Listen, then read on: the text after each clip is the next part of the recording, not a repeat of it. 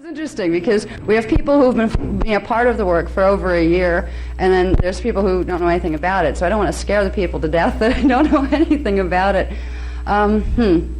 Tonight is going to have to be a lot of information consolidated into a short period of time, because it's like when we come up, we usually do the 3 days. Okay. How's that? Can you hear me in the back? Yeah. Is it okay back there? Okay. Seems okay? Okay? Okay. Alrighty. Now, tonight there's a bit of ground that I want to cover that has to do with aliveness. That's one thing we all have in common. And we all have different ways of looking at it, and some of us are so used to it that we don't look at it at all. We just take it for granted and don't think about how it gets there. So tonight we're going to talk a bit about aliveness. This is the beginning, really. It's an introduction to other information that's going to be covered on the weekend. This is a 3-day workshop for those who want to come for the 3 days. There are 2 full days, tomorrow and Sunday. The information that's going to be released progressively, particularly in the full-day workshops, there's a lot of detail to it, and it's some of the most extraordinary information that I've been privileged to understand. There are levels of spirituality that are very difficult to find information about in our culture. And the information that's going to be covered in the workshops tomorrow and on Sunday is going to delve into the heart of those secrets. These are some of the secrets that have been guarded by Tibetan monks for thousands of years, have been guarded by certain groups in India for thousands of years, and it was information that was only allowed for certain groups of people. It was not given to the mainstream populations, and this was not fair because the information was meant for all of us. So tonight we're going to get into, kind of move into spirituality and greater spirituality through the simple common ground of our aliveness and what it means to be alive. Where does that aliveness come from? And this is not one of those lectures, God made us, so our aliveness comes from God. Oh, yes, God did make us, but we're not going to go in that direction alone. We're going to explore what it means. What is our consciousness? Where did it come from? How does it get into our body? What is the relationship between our body and our consciousness? Because when you begin to ask these questions, you start to find the area where answers lie, answers that give you a power to begin embracing your spirituality in ways that haven't been available here for thousands and thousands of years. Tonight, I'm going to talk about aliveness, and I'm going to do this because there's like 5 techniques I want to run you through tonight, and I was informed that because they lock the doors precisely at 9:30, that I need to stop at about 1/4 which means I'll probably stop at about 25 after, and we don't have to run for the door. Okay? So I want to make sure that we have time to run through some of the techniques. Now, when I talk about techniques, for those of you who have been to my workshops, you know some of what I do. For those who haven't, you could call them meditation, but that would be describing them in a way that would put them in a category with other things that they're very different from. It's using your mind to direct energy in the body. They're called bioregenesis techniques, and the purpose of them is to begin waking things up in your body that have to do with the spiritual integration process. It's not just taking your mind on meditation journeys. There are ways of using the mind, because the mind is a generator of scalar wave patterns, which are wave forms, electromagnetic wave forms, that interact with certain parts of the body and the DNA. These are the things that spirituality is about. These are the types of information that have been known by the masters for thousands of years, but have not been shared with the public, because there has been an information repression campaign that's been going on in our world for many thousands of years. So when I do meditations, when I take you on little journeys, I'm trying to get you to where you can exercise some of the things that belong to you that you might not realize you had. And once you realize you have them, you can take them home and play with them and begin expanding. So we're going to do some exercises tonight, which means I'm going to have to cut my dialogue short till about 8:30. I'll talk with you about things. I'll describe things to you and share with you information. And after that point, I want to make sure, because if there's anything that's going to help grab that aliveness in you, it's not just talking about things that can make you find the aliveness. It's walking it through some of them, getting your body and your mind used to moving in ways that it might not be used to doing. That's how you start to feel the aliveness more. And when you start to feel it more, that's when your conscious mind kind of goes, ooh, that was a little different. There is another place that my mind can go, and I feel certain things in my body when that happens. This is how your expansion starts. The reason I teach spirituality isn't because I needed a job.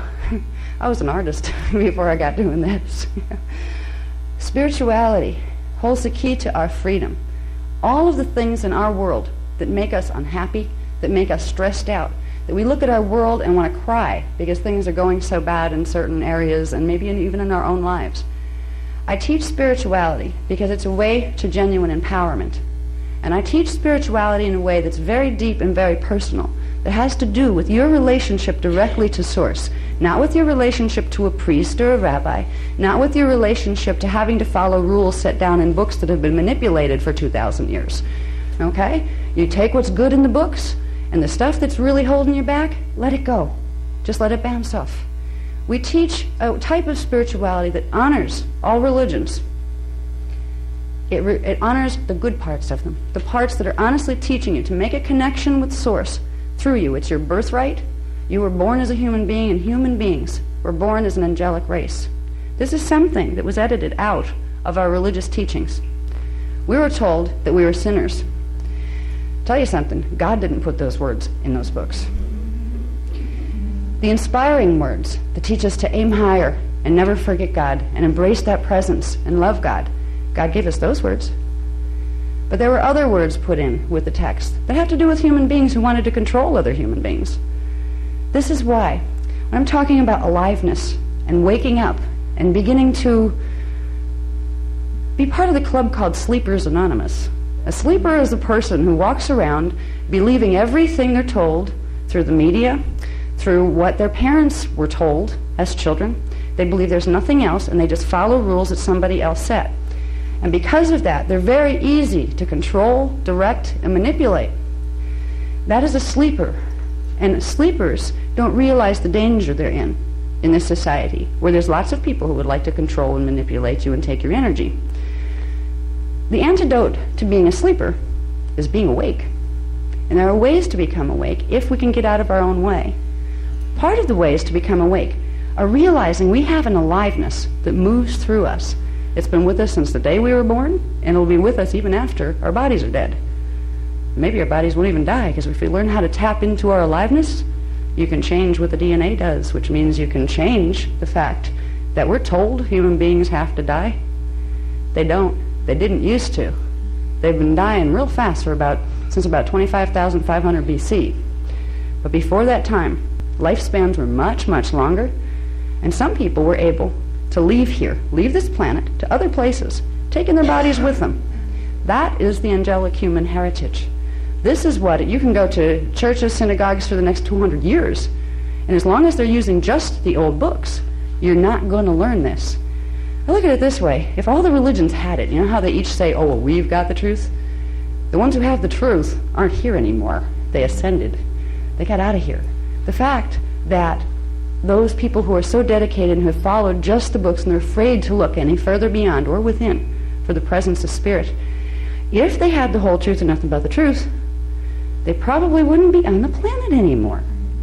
Because you're not supposed to be stuck here in your evolution from now until eternity, until you evaporate into space dust.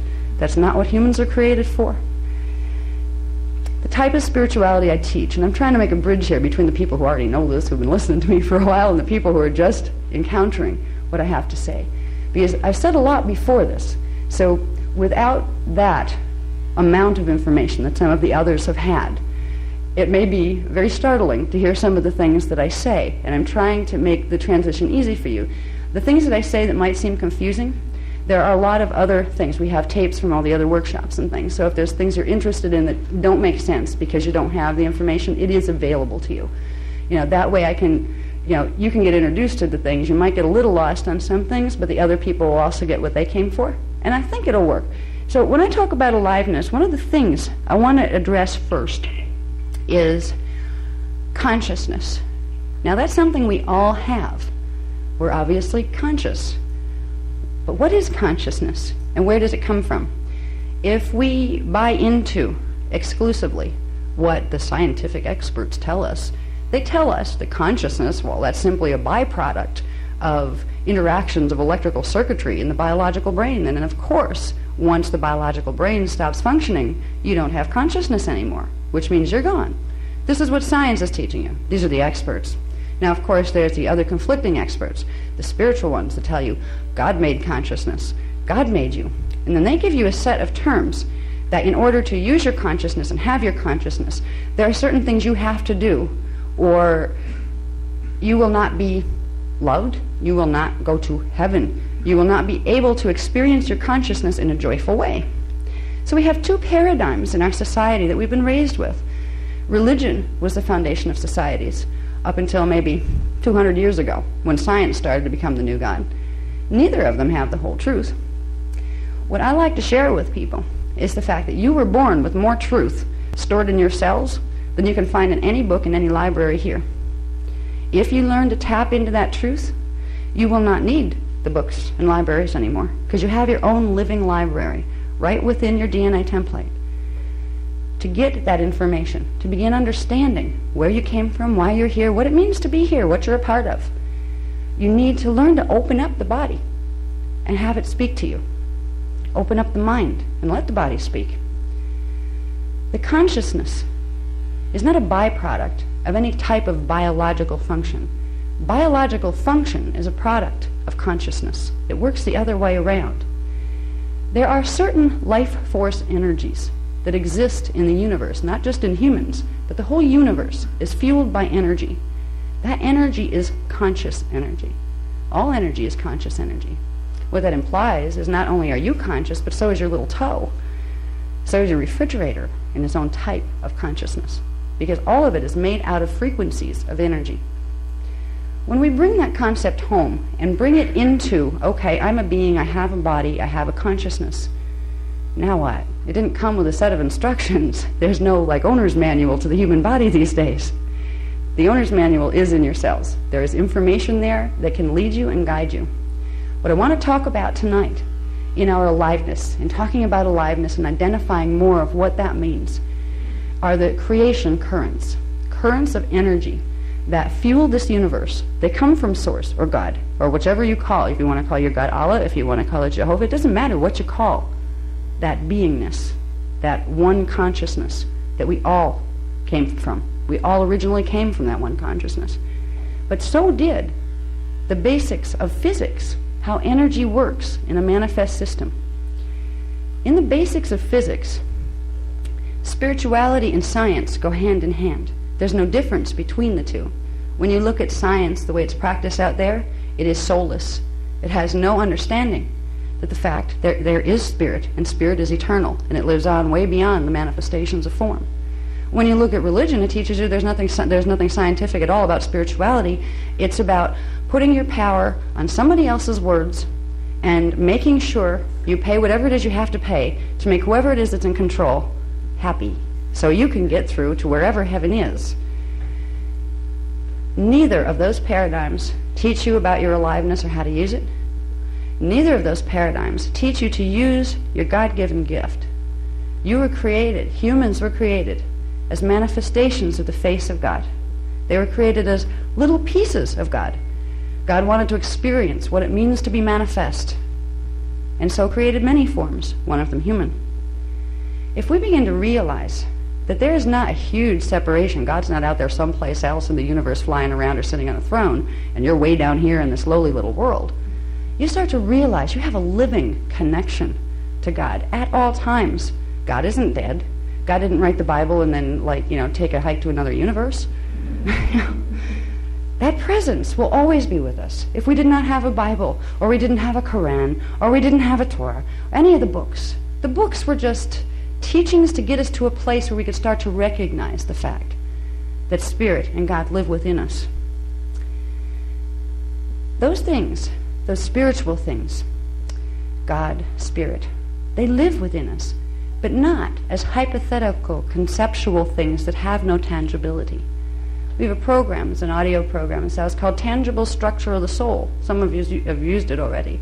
This begins to show you the beginnings of that tangible structure of your soul, because there is an energy structure that's part of your anatomy, part of your body, that holds your aliveness and your consciousness into form. If you can begin to understand, it's kind of like we're walking around with an anatomy, and it's as if we identified the fact that we had one leg and two arms. we're not going to get very far as long as we're dragging that other leg because we don't realize we have it. We have anatomy that's multidimensional. It's 15-dimensional. We have our chakra systems, our bioenergetic fields, our DNA template that spans 12 of the 15 dimensions. When we begin to understand the anatomy that we're dealing with as a human being, we get to have the opportunity to master that, which means we have the ability to master our spiritual integration process. We don't have to hand our power over to some angel because it tells us it knows more about becoming spiritual than we do. We've been tricked into believing those things. Because as long as we're putting our power out on something else, we will never be able to use the power because we're telling ourselves we don't have it. The power I'm speaking of is a power of consciousness, the power of multidimensional consciousness that exists within our bodies right now, and it's what's running your bodies. If you didn't have these intrinsic conscious energy systems, you would not be able to walk a body around. Your body wouldn't be alive, and your consciousness wouldn't be focused in it. When we're going to understand the structure of our multidimensional anatomy, the structure of our spiritual identity, there's a lot of parts to it. And we've given workshops on explaining some of those parts. The Kathara Bao spiritual healing system shows us very intricately the interaction between the parts of our anatomy. But if we're going to understand it in the most simple of terms, because sometimes simple is better. You can start with simple and then you can have all the detail you want with some of the other programs. But if there is one thing that I could teach people about to help them get their aliveness back, and when you get your aliveness back, you start to realize you have the power to create joy. You have the power and the choice. There's one thing that I could teach you about that would begin to open that in you. It's something called creation currents. Currents of living conscious energy in the form of frequency that move into and through your body through very specific structures. There are primal creation currents that the universe itself is structured on. They're considered universal kundalini currents. You know, some people have heard the word kundalini before, and some haven't. Kundalini is usually used in traditional, I believe it came out of Sanskrit teachings. It was used to describe energy that's supposedly coiled at the base of the spine, that if you learn how to activate things and you learn to be spiritual, it crawls up the spine and you get to have abilities that regular human beings don't. Well, that's what came down in the teachings. There was a lot of other teachings that were purposely taken out of those teachings. Because Kundalini, it's not a negative thing. A lot of people associate it with like Tantra, which they associate with sex. So they think, Kundalini means sex. Not exactly. It can, it's part of that process, but it's part of breathing and it's part of thinking. So when we talk about Kundalini energies, there are several areas of Kundalini energies, several different types of frequencies that run your body. If you could think of your body as having a pillar of light that moves through from the top of the universe all the way through where time doesn't even exist anymore to an area that's called the primal sound field. Because first there was consciousness. There always is consciousness. That is God. Then from that consciousness within itself, God created a primal field of vibration, of sound. That area is called the kundare. The current that flows down into manifestation from that current we refer to as the kundare or the rainbow ray, because it carries with it the frequencies of the spectrum of all light and all sound. That would be the first primal creation current. Coming into manifestation from source through the sound fields, you have primal light fields, the first place where light begins by the interaction of sound vibrations. Light is created by the interaction of sound vibrations. So there's a physics to this. The sound and the light are conscious. They're forms consciousness, the consciousness of God takes as it begins to move into the experience of manifestation. The primal light fields are referred to as the kirashe. So we have the kundare, which is the sound field current, and then we have connecting to that coming down into manifestation, the kirashe, which is the light field current. From there, we move into something called dimensionalized structure, which means currents, the primal currents, are broken down into different frequency bands, different groupings of vibration that are separated from each other a bit to give consciousness the ability to enter into the experience of frozen light. Frozen light is matter. Frozen light and sound is matter. frozen means it's moving at a different rate than the creation currents through which it is manifest. There is a geometrical relationship between the creation currents, the primal creation currents, that creates the foundation of dimensional structure. So you can basically look at it as God created sound, then light, then the structure of dimensions, which gives us something called the time matrix. It is a matrix of energy, of dimensionalized energy, that consciousness from God can move into individuated manifestation. So we live in a time matrix. Now, in the time matrix, it's actually a 15-dimensional time matrix. Dimensions 15, 14, and 13, the first dimensions coming in, they represent the Kirashe primal light fields. From there, form comes in to pre-matter, which would be dimensions 12, 11, and 10. That's called pre-matter. Pre-matter is also called liquid light, because if you could see it, it would look like pale silver mercury, liquid light. It's conscious light. This is where your consciousness begins. Before you take on a full form or a physicality, you have a part of your consciousness that comes in from God. A part stays in the sound fields. A part of it stays in the light fields. A part of it stays in the pre-matter, liquid light fields. That part is also referred to, the pre-matter liquid light fields are also referred to as the universal Christos. It is the area before form differentiation is taken by consciousness that unites all forms that are manifest in our time matrix. It is the inner Christos.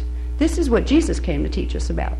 These were the original teachings that were in the Bible until 325 AD, when the Council of Nicaea raped the Bible and took out 90% of its books. Part of them are still hidden in Rome. This is information that can set you free, because if you understand that first you move through sound, then through light, and you stayed there. Part of your consciousness stayed in each of those places. Then through pre-matter liquid light. Then into dimensional structure. Now, when you get into pre-matter liquid light, you're at dimension 12. That is the Christos frequency. From there, you begin to take on individuation of form, going into dimension 11, into 10, into 9, 8, 7, 6, 5, 4, 3, 2, 1. Right here, we're in dimensions 1, 2, and 3. We have a three-dimensional body system. The creation currents that we followed down to come into manifestation went from the Christos level to 3 levels of the Christos level, 12, D12, D11, and D10. The next part of those creation currents, as they're breaking down further, getting smaller so they can fit into smaller packages, is called the Antankarana. This is dimensions 9 through 1, the frequency spectrum that came out of the larger Kirashe and Kundare primal sound and light fields and the D12 Christos. Christos breaks itself down to form smaller creation currents, and they are called the Antankarana. That is a Sanskrit word also, I believe. The D12 part of this pillar of light, sound, and consciousness that's coming down is called the Maharata. That's simply the sound tones, that if you could hear the frequencies of those dimensional bands, they would be the sounds that those tones would make, but they're inaudible sound to the external ear. So the words like Maharata and Antankarana, these are words, Kirashe, that you would hear if you could hear the whispers of the vibrations of sound and light. If you could hear the light waves that make up the Kirashe, they would sound like Kirashe. These are the songs of God. A lot of people like to call them, in the ancient days, they call them that. The whisper of God, the song of God, the song of the universe, the silent symphony that we're all a part of. Now, with the Antankarana, if we can look at this, we can look at our basic creation very simply by realizing, okay, we have dimensions 1 through 9, we have this pillar of frequency that is our consciousness that forms our body parts from dimension 1 through 9. That's our Antankarana. It's pillar of frequency. Above that, plugging the Antankarana in closer to God, we have the Maharata, the D12, 11, and 10 part of that frequency current. Above that, we have the Kirashe. And above that, we have the Kundare. And above that, we have full expansion into Source. This pillar of frequency that our consciousness travels down to get into manifestation is precisely the same way you get back out of manifestation. You rebuild the frequency pillar. The body is geared to rebuild the frequency pillar. When we're walking around in three-dimensional reality, we're seeing a three-dimensional world because of our DNA template. Our DNA template is the blueprint, the divine blueprint of light and sound that our physical DNA template and everything physical built on it is created from. The DNA template of the human being was originally created as a minimum of 12 strands. Certain types of human beings, called indigo children, have anywhere from 24 to 48 strands. This is why we were considered an angelic human race, because anything that has 12-strand potential in its DNA template has the ability to integrate a minimum of 12 dimensions of consciousness, which means it has the ability to pull in all of the frequencies of the Antankarana, D1 through D9, and it also has the abilities to pull in the frequencies of D10, 11, and 12. It can pull in the pale silver liquid light Christos frequency and the consciousness that goes with it. A being with a 12-strand template has the ability to hold Christ consciousness in physically embodied form. We were created to do that. We've been denied this knowledge, the teachings of the inner Christ. And you can be any religion and believe in the teachings of the inner Christ. You don't have to believe that somebody died on a cross to be a person who recognizes the inner Christ. It doesn't matter what you call your God. But I'd be real careful about what God I'd call if they're telling me I don't have an inner Christ. Because something's wrong with that picture. Your systems, your body systems, if you could see yourself with higher vision, you would see everybody's body has a current of energy running through the center of it. It's called the central vertical current. This is the place where the creation currents of the Antankarana, the Maharada, the Kirishe, and the Kundare run directly into your body. It starts at fetal integration. It starts with the first of the first 8 cells that are the first cells at the base of the spine and the tailbone when fetal integration occurs and cell division starts. The first thing to enter fetal integration is called the Christos spark. It is a spark of consciousness and a spark of frequency of D12 prematter liquid light. Prematter is also called hydroplasm, but that's a technical word for it. It's the Christos frequency, and that's where you get your consciousness into your body.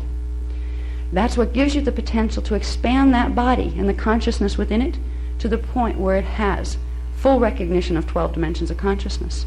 And a body that has full recognition of 12 dimensions of consciousness has the ability to transmute its cellular structure. It does not get sick. It does not die. It can ascend. What is ascension? That's another one of those big tricky ones that they teach you about and teach you to want in the spiritual traditions. What they don't teach you is how exactly do you get there? Well, as long as you really be nice and a certain God likes you, you might ascend. You know? Sometimes that works, sometimes it doesn't. If we can understand ascension is also a natural process of what it means to be human, and a natural process and function of a time matrix, the basic primal structure that our universe is created on, it takes the taboo out of it, that big question mark. What could that possibly be? I can't understand it, so how could I ever make it happen? Ascension is a natural process of evolution. When consciousness comes into the time matrix, following the primal creation currents, it comes through series of what are called portals or stargates that exist within each dimensional field that allows the consciousness to pass through. Ascension is stargate passage. We are created through the process of passing our consciousness through different density levels through the stargates to get into a physical form. The process by which we ascend is to go back up through the stargates. Now, in some of the more technical workshops, I've taught about the structure of the time matrix, and I'll just review it real quick for the people who weren't here before. We have a 15-dimensional time matrix. Those 15 dimensions are broken down into sets of 3 dimensions. Each of those 3 dimensions is called a harmonic universe, and there are 5 harmonic universes within a 15-dimensional time matrix. Each harmonic universe has a characteristic level of matter density to it. Density 1, we are in density 1, dimensions 1, 2, and 3. This is the most solid that matter gets. This is the physical, gross matter density.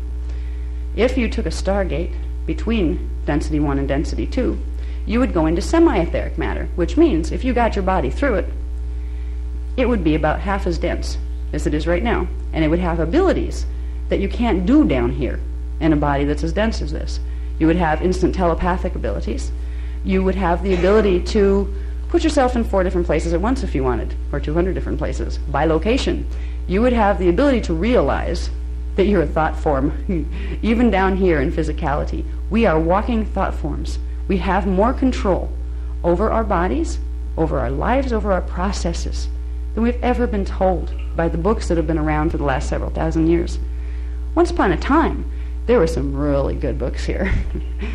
About 200,000 years ago, there were races of humans on this planet that knew this stuff by heart. They had open access to stargates. They knew how to walk through. And you know what's neat about them? Because they had control over the DNA template, they didn't have to eat. They were called breatharians. They could bring in enough frequency, enough energy directly from the air and from the planet that they didn't need to eat. Obviously, there are certain organs they didn't need if they didn't need to eat. So their biologies were a bit different. Their density level was a bit different. The matter that we're walking around in down here is more solid than it was ever meant to be. Human bodies were never designed to be this solid. The reason they've become this solid is because there have been mutations purposely done to our gene code to keep us locked in time. We've been incarnating over and over again down here because our DNA templates have been damaged. What's nice is when we begin to understand the primal creation currents, that simple pillar of light that has a few different names to the different pieces of it, we have the ability to regenerate our 12-strand DNA template, bring it out of the closet, bring it out of dormancy, and start healing it, where we can progressively reclaim our heritage. As we reclaim our heritage, we reclaim a sensitivity. We start to understand more about how our body works. We can understand, for instance, that when you start to activate, as we call it, activating the DNA template, this is bringing frequency into the body that the body's not used to holding anymore. For thousands of years, we've been running on 3 dimensions of frequency, 3 frequency bands. We start to wake up the dormant parts of our DNA template by using the mind to direct energy in certain ways. The body starts to wake up, and it creates some very strange sensations. You will feel when Kundalini starts to activate. Feels like something crawling up the back of your spine. There are real physical sensations that go with this. It's not just lip service to spirituality. But every piece of frequency from the higher dimensional fields that you're able to anchor in this body and awaken, by awakening the part of the DNA template that is composed of those frequencies but is sleeping right now, every part that you bring in brings more consciousness in. You begin to remember more of who you are, who you were, what you came here for, how you got here. You begin to realize you're eternal. So a few things go right out the window. Fear of death, you can't kill something eternal. You know, you can make it change its clothes and make its body go away, but it's not going to change the fact that it's eternal. You buy into the idea science is feeding us, and you're going to be terrified of death because you feel small and insignificant, and there's no purpose in being, because you're going to live like 72 to maybe 120 years, and then it's going to be all over, and nobody cares. 20 years from now, nobody will even remember you. That's how it feels when you believe the science paradigm as it is. Now, if you believe the spiritual paradigms as they're being given to us over the last couple of thousand years, you'll be really afraid of death too, because what if I really screwed up? What if whoever it is that got up there doesn't like me and doesn't let me come into heaven? Does that mean I have to go to hell and deal with the devil who's going to poke me with pitchforks and burn me? These are the things that we're taught to believe. And at maybe 15,000 years ago, maybe at a stage of development called like Neanderthal or Cro-Magnon, maybe these were good things to teach a race of beings. But we've evolved beyond the usefulness of what we've been taught. We need to know more. And the thing is, the knowledge is in us. Our DNA template holds the key to bringing in those other parts of our consciousness that we left behind in the higher dimensional fields. We had to leave them behind up there because they wouldn't all fit down here. So as we expand and begin to activate strands 4 through 12 of the 12-strand DNA template that's our heritage, we begin to bring in 4th dimensional consciousness, which is astral awareness, 5th dimensional, 6th dimensional. When we get up to 12th dimensional consciousness, we are what is called an avatar, a Christed being that has the ability to consciously regulate how the DNA template works. That means you can shut off certain DNA so you can be physical. If you want to not be physical, you can turn it back on and go someplace else. This is the heritage. This is what God created us to be and to do. Now, in the workshops that we're going to cover in the next 2 days, we're going to get into some very interesting things. First of all, we're going to cover something that when the information was given to me and explained as it has been with the detail, a part of me, I felt the tears come to my eyes because it struck a memory that lived in me all the time. What was the human collective created for? The human evolutionary design had a sacred mission. It's a mission that's been omitted out of the books by people who didn't want us to remember so we wouldn't get to fulfill the mission. We had a planetary service mission that we as angels came in here to do. We're going to get into that on Saturday's workshop. We're going to get into some of the secrets that have been hidden within our legends, within the legends that came up from the Christ period, within the legends of King Arthur, within the legends of Atlantis. Was it real? Was it not? We're going to get into understanding where those legends came from, because in those legends there's a secret that tells us about what our divine mission was and how, as we fulfill it, we set the planet free, and as we set the planet free, we set ourselves free. So we're going to get into some of the detail. This information, I know for a fact, has not been on planet since 10 AD was the last time. 10 AD was when a man named Joshua Melchizedek, a.k.a. Jesus Christ, brought this information here in the same way that it's being given now. He translated it off something called Cloister Doratura plates, CDD plates. These are metal discs that were given to this race in 246,000 BC when this race was awake. They were plates that held the history records and the mechanics of something called the Templar, which is the planet's energy system, how our systems are connected to the planet system, and how the stargates of this system are to be regulated. Why were we given that knowledge? Because we had been appointed as guardians of Earth's stargates. Right now, the only time we think of the word stargate is in the fiction movies on TV. That's because the last time the stargates here opened was in 208,216 BC. That's a long time ago. There were written records explaining it. They were taken from us by certain groups that did not want us to remember. The stellar activation cycle, or Stargate opening cycle that happened 200,000 years ago, went bad because we were invaded. We were invaded by races from other systems, from density 2, which is dimension 4, 5, and 6. We call them the fallen angelics. You can call them ETs too if you want to, but when you say ET, you miss the point of the fact that they have the ability to move through density levels. We forget that we have the ability to move through density levels too. So we're going to get into, on Sunday, some interesting things. I'm going to reveal something that I'm actually putting my life on the line to reveal. It's a plan that was called the Atlantian conspiracy. The evolution and the history that we have been raised with are part of a much bigger story. And when we begin to see what that story is, we start to realize what is happening right now. This is the long-anticipated stellar activation cycle. They have been waiting for this stellar activation cycle. Our higher parts, our soul, our higher levels, and also the fallen angelics who want control of this planet. The years 2000 to 2017 is the first time a stellar activation cycle will happen since 200,000 years ago. And here we are, 99% sleepers on this planet. The reason we were put here was because there's damage to the planetary grids, the Templar, that we were supposed to help fix. Because if we don't fix it, every time Earth hits a stellar activation cycle, which is part of its natural cycle and its evolutionary time cycle, stellar activation cycles, Stargate opening cycles, are natural. Every time Earth goes into one with damaged planetary grids, without humans on the planet to do what they're supposed to do, it rolls. It goes into pole shift. This is why you have the prophecies that have been coming up for thousands of years through the Mayans and through the Egyptians and through the Native Americans and even through the Bible. Why this time period was singled out as the end times. Because there were those who understood the time cycles.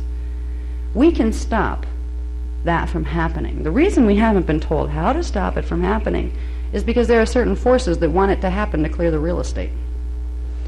We need to wake up. At least some of us, enough of us. We need to remember what it means to have a Kundare, Kirashe, Maharada, Antankarana, because they are our life force currents. And it is through our life force currents that we can wake our DNA up, wake our body up, but we can also do the repair to the planetary grids that will stop the place from rolling, even though fallen angelics are trying to make it do that right now. The information that I'm going to share between tonight and tomorrow and Sunday, some of it, they say controversy sells. Well, whoa, some of this is going to challenge everybody's belief system, because it's going to show you some things in history, and you're going to find some popular names in history that our stories have told us to love and worship and honor, and we're going to find out some things about them that you might want to think twice.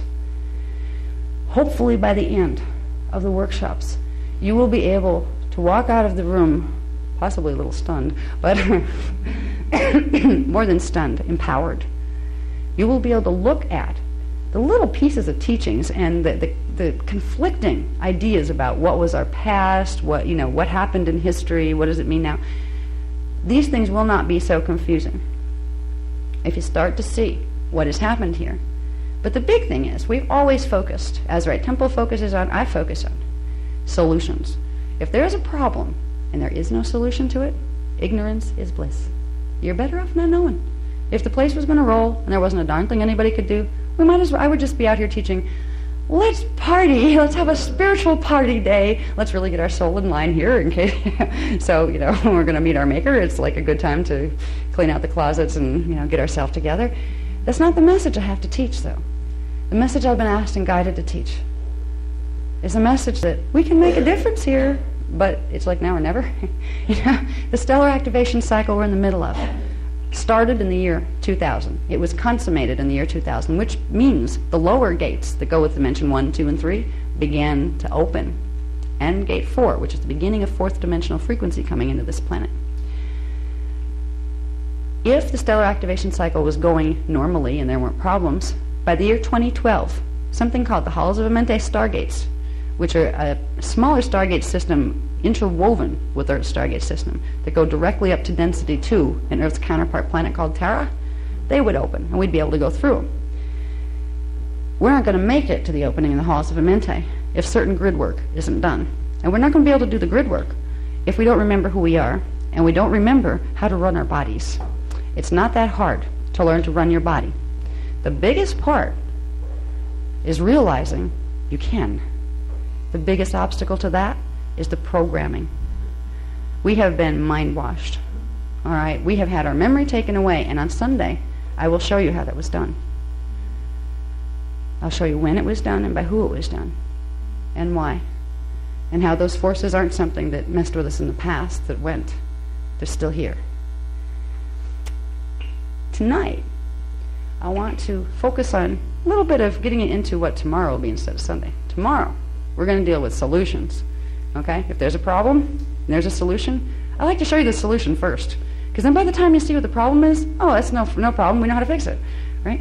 Now, if I showed you the problem first, you might say, oh God, I don't want to deal with this anymore, So what we do is we teach you the solutions. The solutions are empowering. Because they're not only saying, hey guys, can we wake up and somebody please help this planet before we all go down? That's not the purpose of it alone. It's saying, find, claim what is yours as a person, as a being. You came here for a reason. Somewhere in there you have memory. Somewhere in those cells you have memory of your blessedness and why you were created as a face of God to walk this planet at this time. When you can start to find that inside of you, you start to feel that living presence waking up. You can look around and think about the things that used to bother you before you started feeling that presence. And all of a sudden, what seemed like this big becomes like this big. So I don't like my job? Well, I'm a manifester. I guess I'll shift it, won't I? I'll create something better. I was told I was stupid or ugly or fat or couldn't do. If you recognize that as a belief program, you are a creator. You are created in the image of God. As a face of God, you have the ability to use your creative power. You're supposed to. And say, wait a minute, I don't like that filter. If you kind of look at your thoughts as templates, as molds that will direct the consciousness energy out into a manifestation, you start to realize you can do things like God can do. Maybe not as big yet, You're not going to go create universes and worlds right away. But you could at least create a happier life for yourself and get out of a job you don't like and find a nice relationship you do like. There are real practical benefits on a daily basis of learning what you're made of and learning why you're on the planet. And when you get to that point of realizing, for personal reasons I can do this, then you start to realize, I'm part of a bigger collective. I'm part of an angel race. And oh my God, 90% of the angel race is still asleep. Then you start to see what you do has tremendous significance as to what this world is going to turn into. If you don't want to see volcanoes and earthquakes and tidal waves and rolling planets between now and 2012, it's a good time to get motivated. To say, I'm going to reclaim myself because I want my power back.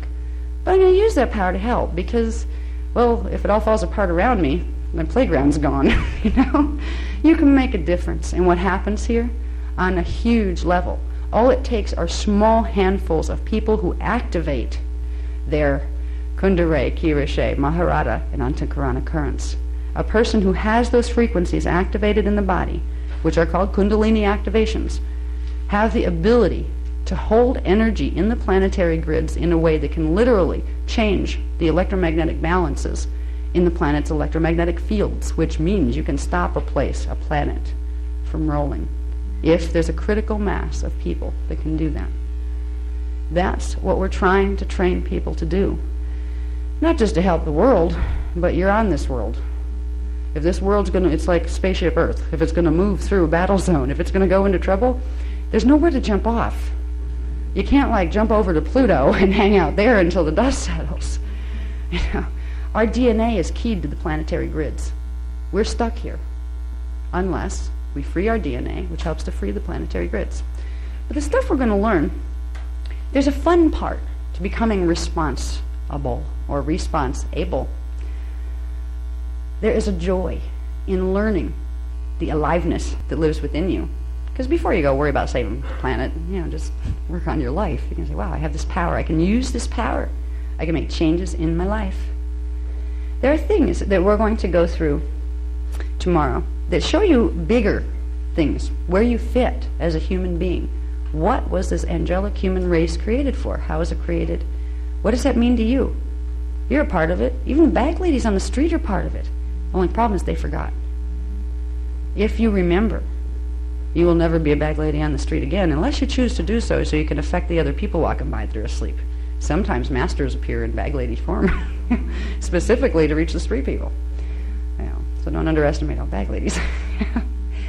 What I would like to do tonight, since we have a short time tonight, this was like the introductory lecture, to get in touch with the aliveness that's in us. It involves becoming sensitive to energies that we don't usually point our mind to looking for. If we're going to activate our higher consciousness in our body, we need to realize that's a physical thing we're going to do to our body. This isn't an intangible, I'll anchor my soul and it'll be fine. This is, oh dear, I'm bringing a new frequency into my body and my cells are probably going to scream because they haven't had that frequency in thousands of years. There's biophysical processes involved in becoming soul integrated and oversoul integrated and avatar integrated. Anything that affects your DNA template, which soul integration and the rest does, is going to create changes in your body. There are some parts, kind of like turning on the circuitry in a house that's been vacant for 10 years and you go and you flip the lights. Hopefully they work well. You might get a lot of flickering here and bared wires there. It takes a while for the juice to get flowing when you start to activate those consciousness currents in your body. There are things you can do to prepare your body so it's not as difficult. Now there are numbers of people that are aware that they're going through DNA activations. They've had all sorts of different symptoms. In one of the coping skills workshop that I gave last year, which we do have, I think, on video or at least audio, we got into coping skills for the year 2000 to 2017 because our DNA is going to activate whether we want it to or not. The planetary grids are activating from the stargates opening. What it means is, right now we're carrying mutations in the DNA template. So as the templates try to activate, they're going to throw frequency all over the place. It's going to cause people health problems, some people mental problems, emotional problems. The DNA activation courses that we're using are meant to help people clear those mutations using the Christos template, the Maharata ray, the D12 frequency, which is the first level of non-polarized frequency. It's not electromagnetic anymore. It's called photoradionic.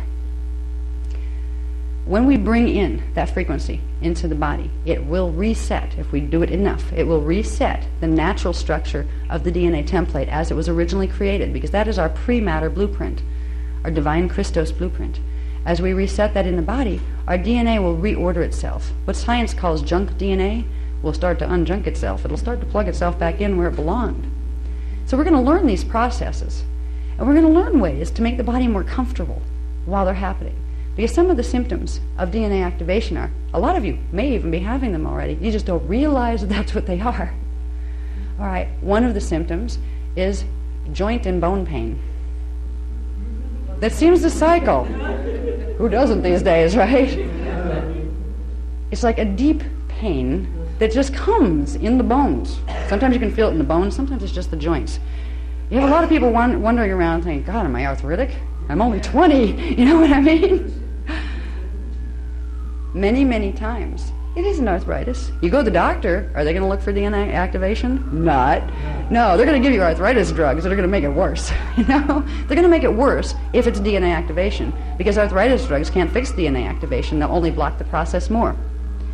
We need to become aware really fast that some of the physical symptoms and mental symptoms and emotional symptoms that we're going to go through are not something that medical science is yet ready to deal with at all. They don't recognize the fact that we have a template underneath the little pieces of physical DNA that they can identify. They think we have 2 strands, and I hate to tell them we're operating on 3 right now, or we'd be 2-dimensional creatures. All right? If we rely on science right now, we're going to have some real problems with our bodies.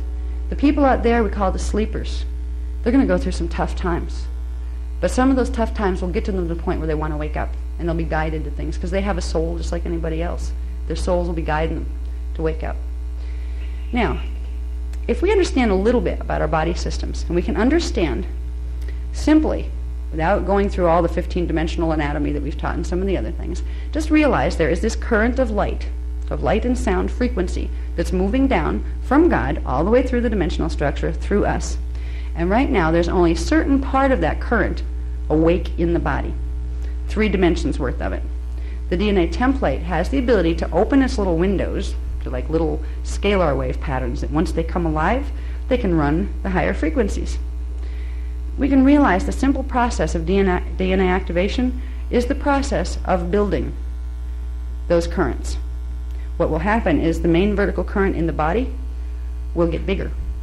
It will expand progressively. It will do that because the frequencies that run from the base of the spine up to the pineal gland and then out the chakra systems, they will be bringing more frequency in. It will widen the pillar of light inside of you. And eventually, if you get to 12-strand activation, that pillar of light will not be only inside of you, it will extend all the way around you. It's called the ascension pillar, because through that you can make a Merkaba vehicle happen, which means you can literally demanifest here, go through a Stargate, and pop up someplace else. That's the potential we have. And the funny thing is, it's not just like a hypothetical potential. We don't deal with hypothetical stuff where I come from. We deal with things that work. Science explores to find out what might work. It assumes that nobody knows. God knows. There are races of beings. There is the human race in other space-time locations that know. There is a set way that things work. It's not hypothetical guessing. There's a very simple process involved with the body. When you bring in frequency, it expands that frequency into the body. It changes how the chakras work. It changes how certain glandular structures work. It brings the pineal gland back into activation that's been dormant for thousands of years. It's been dormant because they shut the kundalini currents off at the base of the spine, so you didn't have the energy going up there anymore. With the pineal gland activating, you get multidimensional perception. You get the ability to directly influence what your cellular structure is doing. You can heal yourself. You don't have to run to doctors every time something's fallen apart. These are some of the immediate advantages you have by learning your anatomy, and you don't have to be intimidated by your anatomy. You know, if you get an anatomy book and you just want to learn about the physical, and you looked at all the huge names of things and stuff they have, you can get anatomy books like this, to the point where you just don't want to know. I look in the mirror, I've got one, that's enough, you know? The structure we teach isn't quite that bad. All right? There's basic parts you need to know about. But the most simple thing is realizing that it's the current of energy that runs through your middle that you are expanding. This is the objective. Because if you can do that and simply focus on the fact that what you're doing is building into a bigger pillar, the pillar of light that runs down through you now, that will accomplish the rest. If you do the things that will make that pillar build, that will make the rest happen. You will activate DNA, you will activate the Merkaba vehicle, you will reverse mutate the DNA template, and you will get to the point where you can ascend. If you get to the point where you can run more frequency through your body and through your DNA, you have the ability to interface with the planetary grids to stop this place from rolling, because we can hold the Stargate stable, and that's what we're being asked to do. This is a big message to carry to somebody who's never had this work. So I have a lot of compassion for the people who've not had exposure to it before. Hang in there. There's lots more from here. Like, we started easier, you know? But at this point, we have between the end of the year 2001 and the middle of the year 2002, this is going to determine whether or not they can stop the place from rolling. If it rolls, it's not going to go in 2002. It's going to slowly go between 2003 and 2012.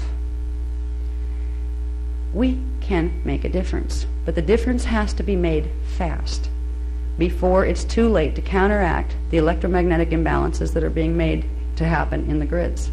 We need to do it very simply by activating our DNA template, and then there's some ancient secrets. They were the secrets of the Christ mission, what Jesus was really here to do. He was here to do more than just teach. What King Arthur has to do with all of this?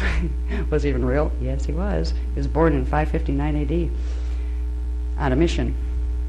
This goes back to Atlantis before both of them. Atlantis was here too. If we can start to understand what has gone on here, in those ancient legends, there is a secret that was kept from us, so when this time came, we wouldn't have it, so we wouldn't be able to fix it. The secret is called the Round Table. You know, King Arthur and the Knights of the Round Table, where they weren't just a bunch of guys that sat around and talked about politics. They were on a mission that had to do with stargates. They had something called the Book of Maps and Keys, which is something that Joshua or Jesus also translated, but they took it when they raided the documents at Nicaea. The Book of Maps and Keys showed where the stargates were located here, and it showed what had to be done to regulate them so they would stay balanced. This is the information we're going to get into in the next 2 days. But before we get into that, I want to be able to ground us into, okay, this big heavy stuff, right? Let's come down to just, I'm here, I'm in a body, okay, I just learned, some of you already knew, and some of you just, okay, I have this pillar of light running through me that each, certain dimensional levels are called different things. Okay, that's not too hard to digest, right? If you're going to make more frequency run through your body, by whatever this mysterious process is of activating DNA, how are you going to make that be a comfortable process for you? Because there are changes, like I said, pain, just periodic periods of the bone pain, the joint pain, that's one of them. Teeth breaking, that's another. Teeth just love to fracture when there's too much frequency coming through.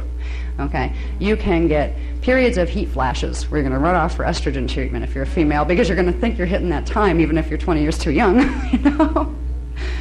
There are many, many symptoms of DNA activation when it gets really strong, and if you're going through some very heavy activation cycles, you may even get cracks in your skull. I did. I got one that runs up the back there, and I have another one that runs straight up my forehead and up to the top of my head. Not everybody gets those. That tends to be when your soul decides, because you need to have certain levels of awareness with you at a certain time, they have to make your codes activate really fast. Your soul will try not to do that. It'll try to pace it as easy as you can. But right now, we are being asked to realize this is going to happen. We're going to be a part of this, whether we do it consciously or as a sleeper. But the sleepers aren't going to know what hit them. They're not going to know why their bodies are hurting. They're not going to know why their emotions are jumping all over the place all of a sudden, where everything upsets them, or why sometimes they feel totally distant from everything and not plugged into anything. They're going to have these psychological symptoms. They're going to be really strange because they used to feel like normal people. Normal is going to take on a whole new meaning. All right, if we can understand, there are some basic things we can do. One of the things we can do, I'm going to sit up here for this so you can see, hopefully, the people in the back can see a little bit. One of the things I want to cover is, if we're going to activate the Rainbow Ray and the Maharata, which we're going to learn to do over the next 2 days for those of you who come, there's things in the body You got to get your body warmed up to handle this stuff, which means it will make the symptoms of activations less annoying or less painful.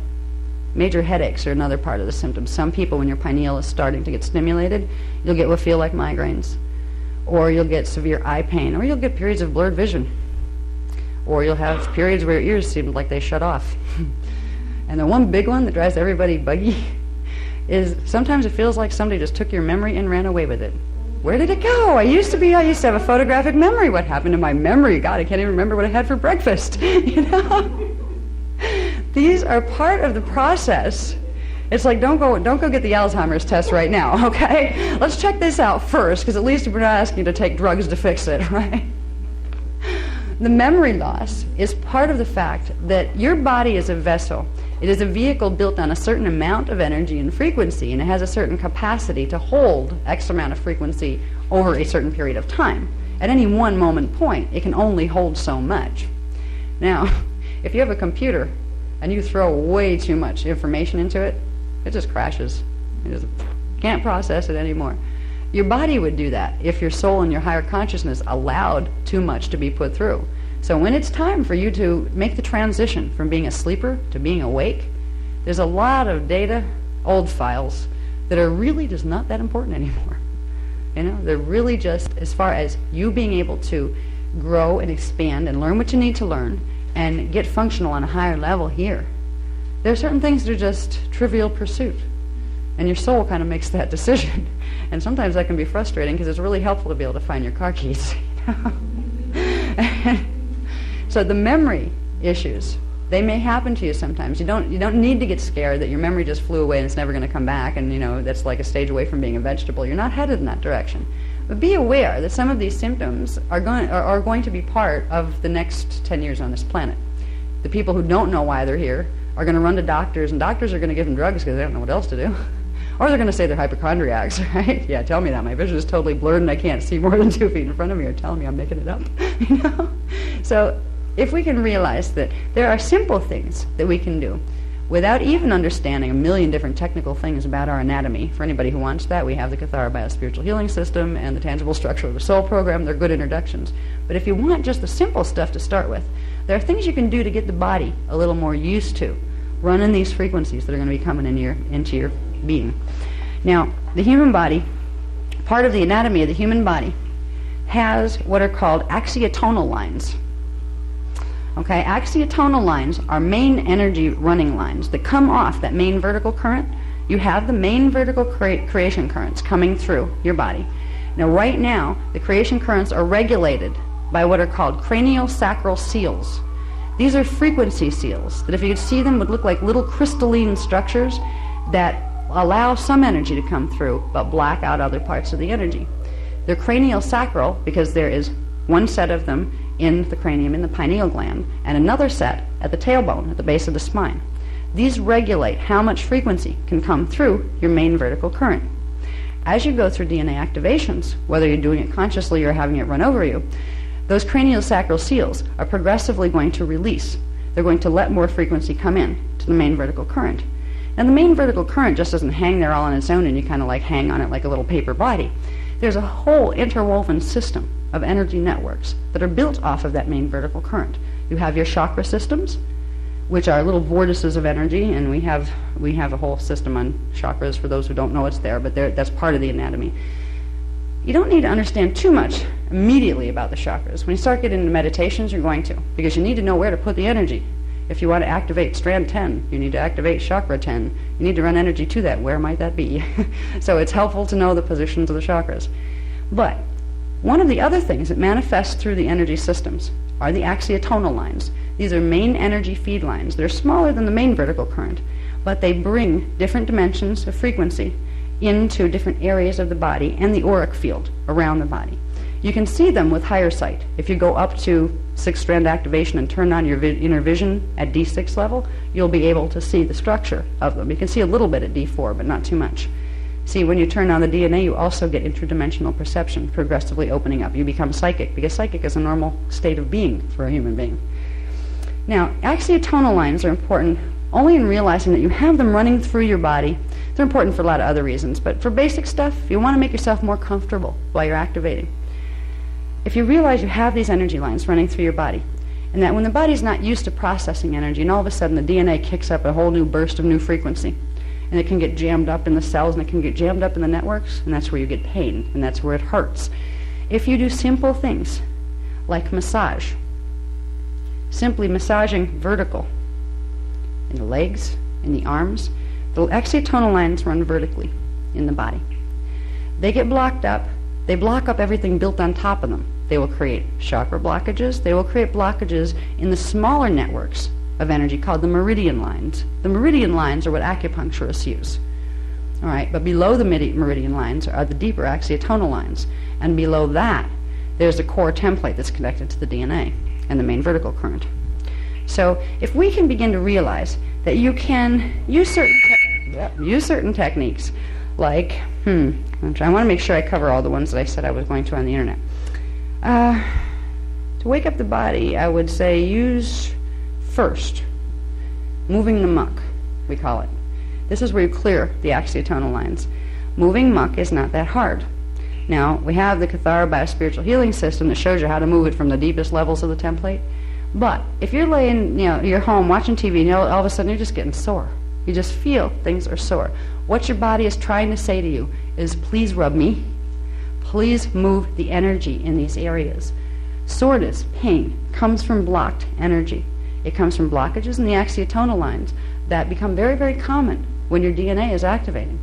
And since you're on the planet and the grids are activating and your DNA is going to do it whether you want it to or not, it's a good time to realize you have the power right in your fingertips to begin making a difference. To run excitonal line blockages, because they run on verticals, where meridian lines run vertical, horizontal, and diagonal, the main ones that control the meridians are the excitonal lines, and they are vertical. Vertical massage, running down the body and up the body, and using quite a bit of pressure. Your body will let you know how much pressure. If you rub for a while, vertically, or you can have your partner do it, or your mother do it, or something. You can do it for each other. It's simply, you don't need to have a massage license to do this. You don't need, I'm not going to go and rub you and teach you how to massage and then, have everybody tell me I need a license to teach massage. There's nothing wrong with teaching you how. You can simply use your own hands to help your DNA activation process and help yourself feel more comfortable. Vertical, running the lines. You can also use the visualization while you're doing it of running pale silver light. This pale silver light, some people call it the platinum ray. That's some in the New Age movement, some refer to it as that. Pale silver light is the liquid light, the D12 frequency. It's available now. It's coming through the planetary grids now, so you can pull it into the body. We have the Maharic seal, temporary Maharic seal activation exercise. It's back there. It's free for anybody who wants them.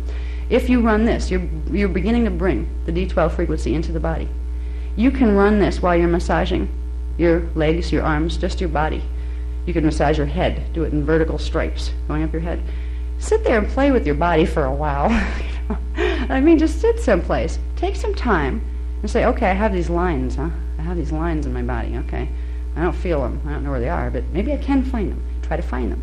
Try to rub and start to feel the difference. If I rub over here, do I feel more or less sensation? If I move the finger back an inch, get in touch with your excitonal lines, and you will start to have more control over how you feel during the processes we're going to go through in the next 10 years.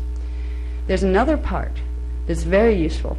There's another part of the body grids that get blocked when DNA activates rapidly, which it's going to be doing. It's called the dyadic grid. Now, the dyadic grid is simply a name for a level of the body systems that look like a million little vortices. They look like little tiny spirals, little tornadoes of energy. And the whole body, there's a level that you can close your eyes and actually see your body as these billions of points of light, and off every little point of light, there's a little vortice that sticks out. These are called diodes. They have an energy relationship with the part of you that's stationed on parallel Earth in the antiparticle universe. Energy goes between the two of you. All right? You don't need to worry about your parallel self too much, but you can have blockages in the dyadic grid, which means those little vortices and the little light at their center, the light turns dark, and it's like closing a conduit of energy. And what happens there is it builds up energy. It builds up what are called miasmic crystals in that level of the body. Miasmic crystals will affect the DNA template and cause distortions there. This is what the karmic pattern is. It's buildups of miasmic crystals that have been coming in from the other time vectors that we're connected to. We'll get into that too tomorrow as far as incarnation, karma, simultaneous time, and what that really means. But for now, if you realize you have these little vortices running all over the body, and they're most healthy and your body is feeling good when those vortices, the little center part of them, the little small part of the cone, is opened. So energy naturally flows for wherever it's coming from over there, which happens to be the antiparticle universe, into here. The energy flows naturally. When they block, they create crystallizations of energy. You can feel these sometimes with the fingertips. If you have nails, it's hard. I found that out because recently mine actually grew for the first time. And I was feeling around in my leg, and I could feel what felt like little tiny, tiny stones. They're little hard spots, little bumps. Feel around. Take your arm or your hand. Try to feel if you can feel them yet. Sometimes your fingertips have to get more sensitized, and if you have long nails, it's hard to get your fingertip onto something because the nails get in the way.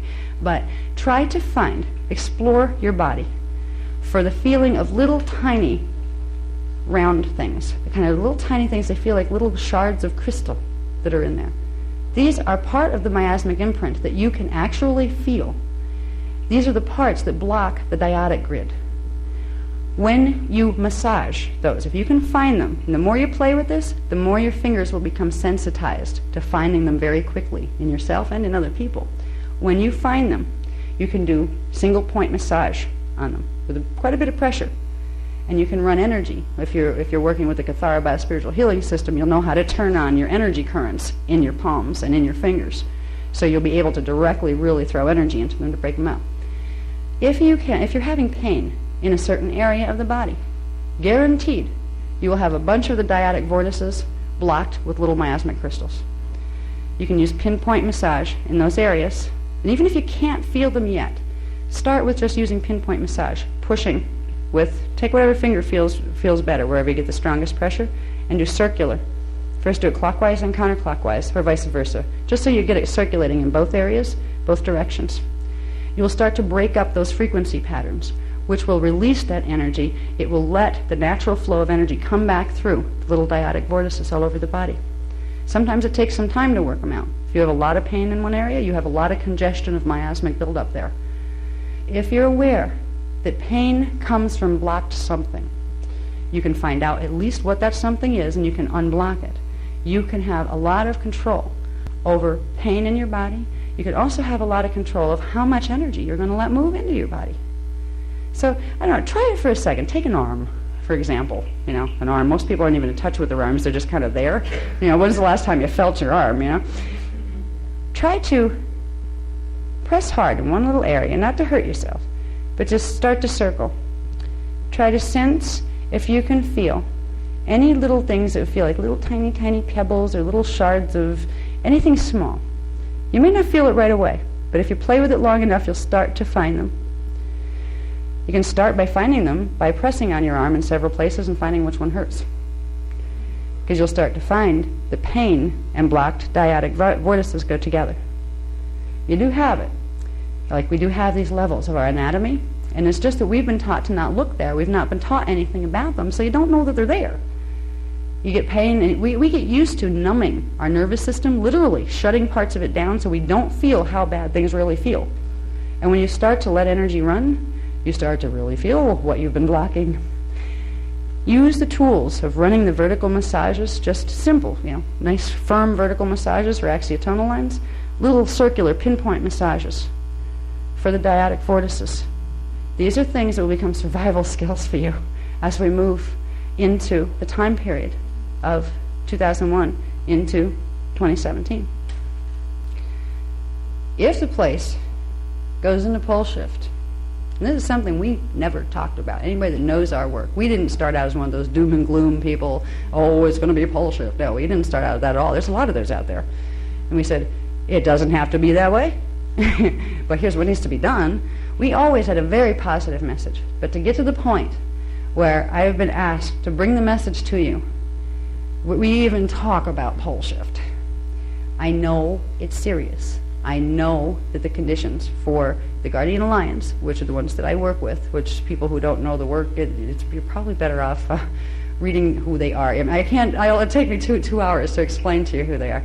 But for them to bring this up at this point, knowing how they teach, knowing they've never been alarmists, and they've never been saying you have no power to do anything, for them to say, look guys, we have basically till the middle of 2002 to determine whether we're going to do Plan A or Plan B. Plan A is fix things here, Plan B is evac anybody that can go out through a portal. If they're talking about evacs, my guys, the ones that have trained me who have never been alarmists, I know it's time to pay attention. That's why I'm sharing that message with you. I told them once upon a time, don't ever get like those like New Age channels and stuff that are talking about, all the doom and gloom, because I won't do it. I won't teach that kind of stuff. And they understood that because they don't believe that stuff either. But they know that there are grid problems here. They know we're going through stuff. Now, one of the advantages of learning about your Antan Karana and learning how to help yourself with DNA activations is, if it gets bad here, if it gets to the point where we can't fix it, an evac is necessary. They can't evacuate a whole planet of people. Where are you going to put them? There's not another planet in the density 1 field close enough that they could get us there still alive to put us on that would sustain human life. Humans can be evacuated through portals to several places. One of them is called Inner Earth, which is a different reality field that runs connected to our own, but it's its own time band. They have always, historically, when the place went in the pole shift, taken who they could into Inner Earth, and then they resettled them back on surface when when the environment was stabilized again. There's Inner Earth. There's another place that we'll talk about. They're called the hidden cities. We'll talk about those on Sunday. This is something the Tibetans have known about for a very long time, but they don't have all the technicals on it. We've been given the technicals. This is how I know it's serious. This is information that was protected and held secret because there are so many humans on the planet right now that would abuse it. It's still not safe to bring it here. They wouldn't be releasing this if we didn't need to know now. Purpose of DNA activation for you is, if it gets bad, you need to have a minimum of a 4.5 strand DNA activation level to be able to go through a portal without spontaneous combustion happening to your body. This is part of the reason why they have stressed helping people to activate more quickly and comfortably and naturally, but why it's important to do it. Evacuations are not what we're focusing on. It's still Plan A. Let's fix things here. Then the advantage of DNA activation is you get yourself back. You get your memory back. You remember who you were, why you came here. You get your higher consciousness back. Now, as we're trying to make ourselves more comfortable in the process, there's one other thing we can do. We're talking about preparing the physical body. We have the running the axiotonal line massage. We have the dyadic massage. There are 2 points that we can massage also that will create a lot of help for the main vertical current to bring more energy in. It's a 2-point massage. It doesn't take long. You can do it on yourself or you can have somebody you love do it. The cranial sacral seals. One is at the tailbone and the other is in the pineal gland. Now you can't exactly reach in and start massaging your pineal gland, but you can massage it through the crown. You could also, right in here, in the indent, where the neck hooks on, the head and the neck hook together, there you can access the main energy circuits that run into the pineal from that spot and from this spot. And you can simply massage them for a while. When you massage, you're sending a vibration. You're sending a movement of energy someplace. When you do it in specific points in the body, that energy movement will travel down, just like information travels down phone wires. It'll travel down the natural energy systems in the body to the place that those systems are connected to. So if you have connection things, energy conduits, between this point in your head and your pineal gland, and you rub here, you will send stimulation into the pineal. This will help the cranial sacral seals to release more easily. We call it the inner Ark of the Covenant. The Ark of the Covenant, one of my book, Voyagers, The Secrets of Amente, explains about what the big Ark of the Covenant is. But the inner Ark of the Covenant works the same way, but on a small level, just like it's a portal system, a natural organic portal system in our bodies that allows the frequency of the universal life force currents to build in the body. We are, when we're activating the pineal and releasing cranial sacral seals and activating DNA and doing all this stuff to get our Christed selves into our bodies, We are opening the inner arc of the covenant. And it's also an arc of light that reaches from the interdimensional spectrum down into our body, stimulates certain things into activation that have been dormant for thousands of years, and we become alive, more alive than what we're used to being when we're functioning on simply third strand activation. Now there's one more thing that I would like to do where it's like, is that quarter after? I can't see the clock from here. My eyes are awful. It's quarter after. Okay. All right. One thing that I do want to do, I told him, yeah, well, all right, make a deal with you. There's something I want to do with you, okay? Because it's an experience that I think would be enjoyable. Can we all run out at 25 after to make sure we don't get in trouble because they want to lock the doors exactly at 9:30? If we can move quick, then I'm not going to cut it off here. He told me to cut it off at 9:15, but he knows me. We've gone an hour over at times. So I'm going to do this. I'm going to ask Michael, would you come up? I would like to run, please. I'd like to run the crystal exercise. And real quick, where's the crystals? We have them? Okay. Now, you don't have to read the introduction to it because it'll save time not to.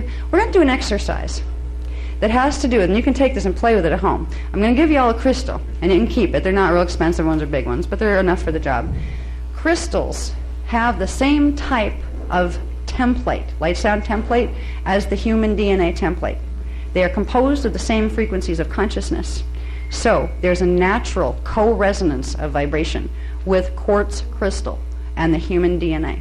It will amplify your ability to sensitize and to bring in frequency. Now, there's an exercise that Michael's going to read for you. It was given to us 2 days ago. This is a new one. When we do our exercises, they're bioregenesis exercises, as we've said. We'll take you on a journey, but you're creating scalar wave patterns. When you're creating scalar wave patterns, you're influencing the DNA template in very specific ways. This particular exercise that involves moving your consciousness into a crystal, and it helps if you're holding one to do it, it will take you into a set of mathematical instructions that to your conscious mind, looks like one set of things. You're doing a certain thing with your mind. Your body speaks the language of scalar waves and mathematical programming. Every one of the exercises that we use creates a mathematical program that is meant to begin the gentle activation of certain parts of the DNA. This particular exercise is meant to help you get your mental body up to a little bit higher level where it's not so stuck in the physical body programming and not quite so stuck in the resonance level of the planetary grids. So we're going to get your crystals really fast, and Michael's going to read this one for you. This is just the beginning. I wish I had like 4 hours tonight because we could play and play and play. When we get into the workshops tomorrow, we're going to do some intensive things. Most people that have been to any of the workshops know we spend a good, sometimes an hour all told, doing like very long exercises and kind of like going on journeys and things like that. We'll have more time for that during the longer workshops. That's why we do the full 3-day. So in the meantime, okay, anybody doesn't have a crystal yet? Everybody got them? Okay. Now, this is just one technique, and the reason I'm doing it now, I could keep talking to you for the next 10 minutes, but I'd rather you just get to do something, get to put your mind someplace and take a little journey with us, and realize it's a mathematical journey.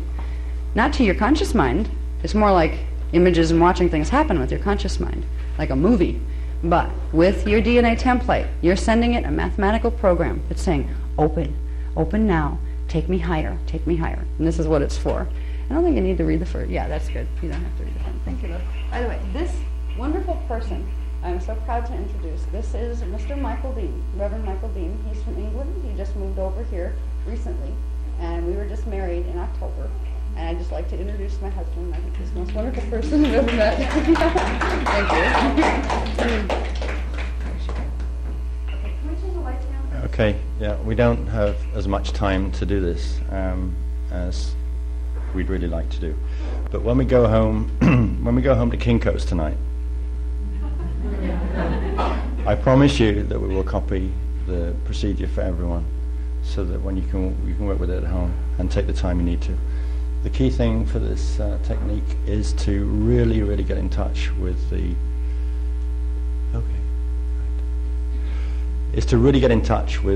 frequencies involved in the exercise, which are D10 and they're blue-black. And you need to spend a little while feeling those frequencies, because it's through feeling the frequencies that you actually bring the transmissions into your fields that you're looking for. Sorry, I'm just practicing, Bill.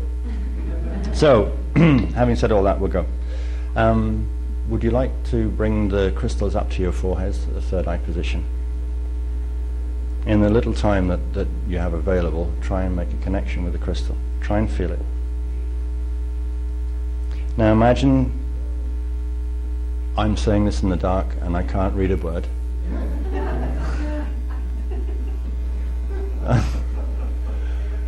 I'm not very good at braille, darling. What do you want me to do? You know? Yeah, you know, I feel like Peter taught you. Right, Audrey, beloved. Now, sorry to interrupt you with my ridiculous humour. Okay, connect with the crystal. Imagine the crystal is actually moving from the position on your forehead. Just feel the crystal.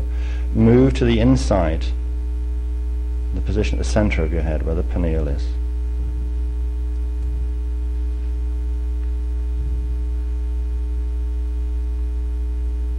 Now I want you to visualize your pineal gland is inside the crystal, which you have now moved to the center of your head.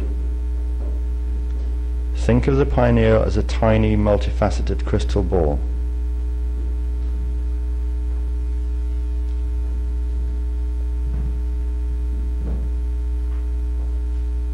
We shift the focus now, and in your mind's eye, imagine a small version of you, just as you are now, just as you're dressed, walking along a deep sapphire blue path. Now this path leads to your own crystal temple. It's a little way ahead of you, a little way ahead of your small self. Let's take a little time and try to sense your little self, pulling the frequencies of the deep sapphire blue path into itself. Everything else around it is dark. Just imagine the frequency of this rich and vibrant color under the feet.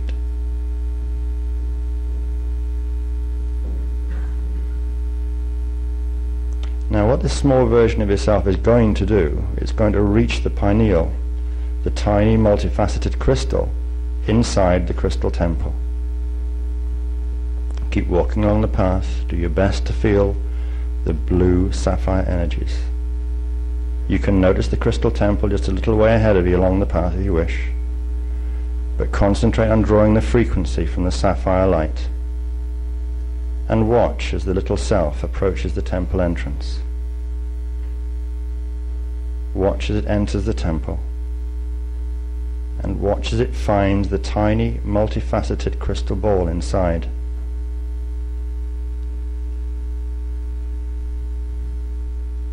This crystal ball radiates energy, which feels like a fuzzy outer shell. Watch as the hands of your little self explore this fuzzy barrier.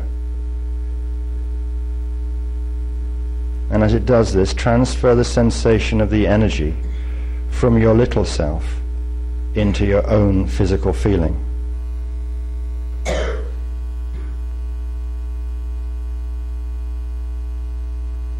Now we'll mimic what your little self has found. We'll copy it.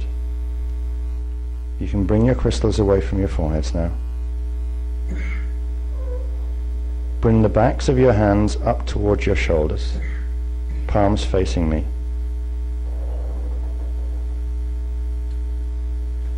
Now from the position they're in, move your palms forward and backwards just by a small amount, and try and feel a layer of tension. Try and keep your consciousness on the little self as well, which is doing the same thing.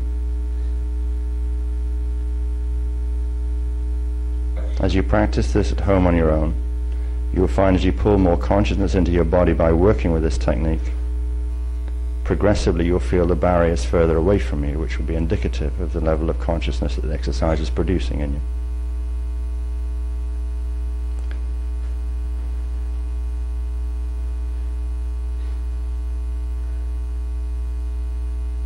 Now as you watch the little self, you notice that what it does is to draw its hands forward, and you're going to do the same thing at the same time, and to form a cup, as if when you're in school you're trying to cup water in the palms of your hands. You're going to copy your little self now, and what you do is you see your little self raising the palms up and over the crown.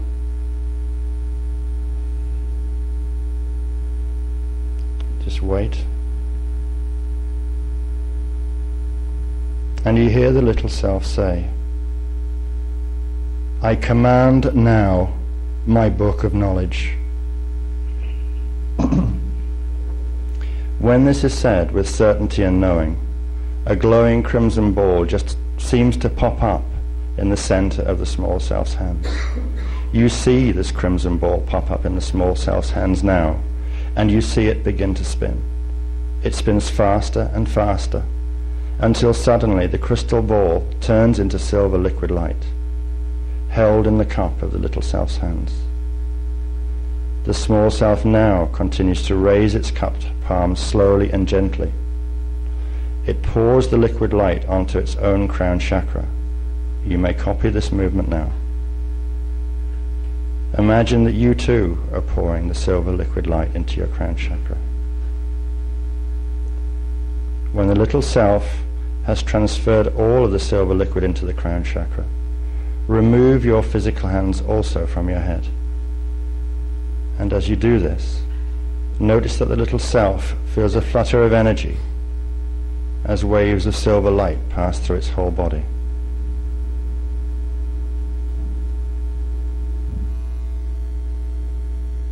Just relax your hands now. Meanwhile, the crimson ball which appeared earlier is nestled in the heart center. Make a connection with the crimson ball at your heart center. And then bring your attention back to your whole body and try to feel a sensation of tiny sparks of liquid silver light flooding through your own cells. And at the same time try to maintain your connection with the crimson ball while you feel the liquid light.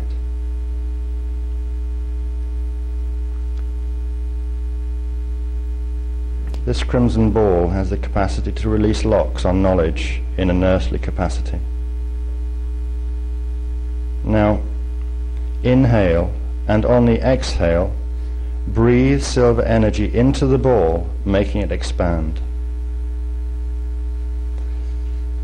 Repeat the inhale once or twice until you sense that the crimson ball has reached the size of a grapefruit.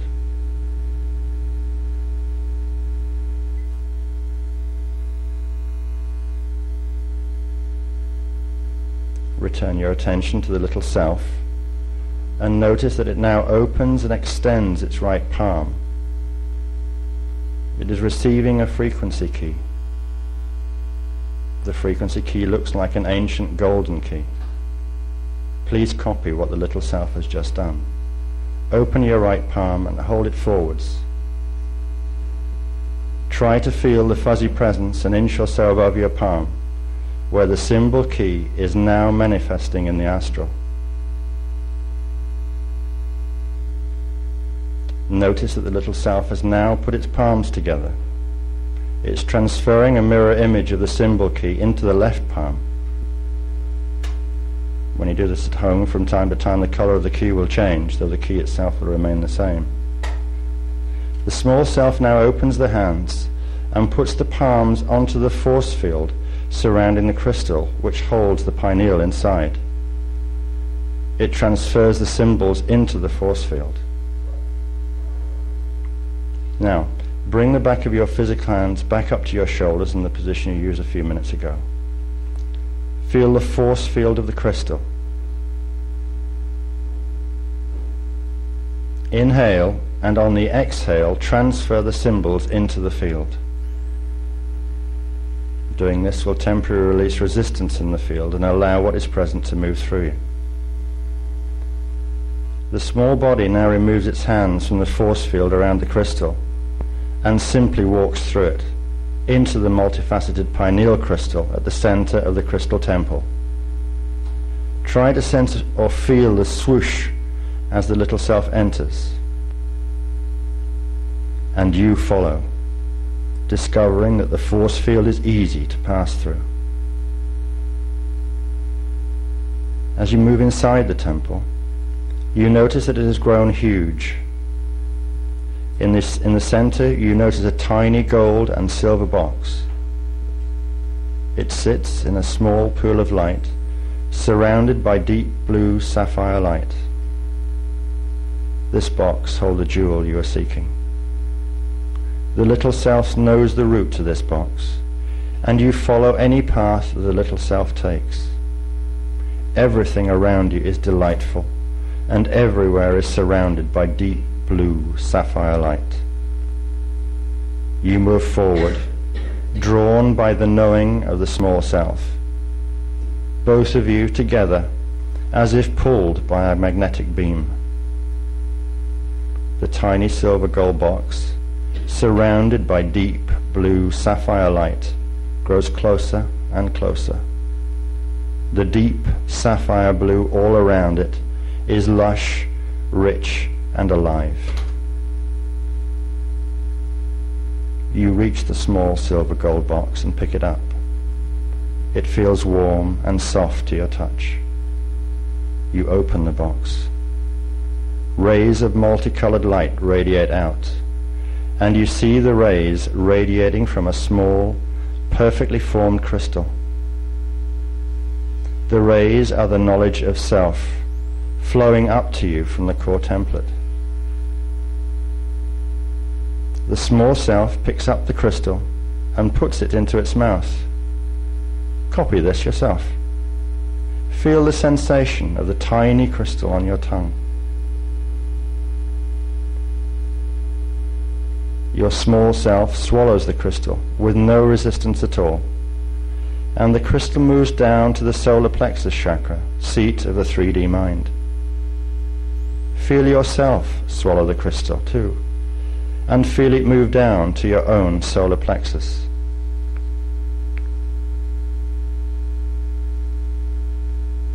This crystal holds all knowledge of your true self, within and across all cycles. Feel the crystal in your upper stomach now. It is a living entity.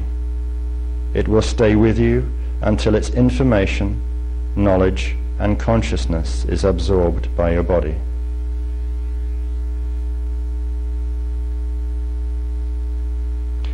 When you have time and space to fully concentrate on the textures and the movements in this exercise, you will only need to perform it once.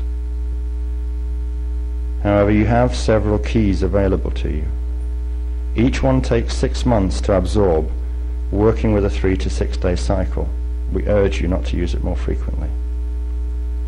During each 6 month cycle in meditation, simply return to the crystal point in the stomach, and the crystal will teach you the things you most need to know. Though this exercise can also enable you to open up very specific conduits of data. You can leave your small self in the temple to learn more, or you can bring it home, whichever feels more comfortable. This technique is also very useful as a walking exercise. It teaches your mind to be aware of the living presence of the crystal at all times. If you can sense its weight, feel it as much as you possibly can, as often as you can. In your waking awareness, the crystal provides much information pertinent to your state of focus at any given moment, and will provide much support and guidance. Thank you.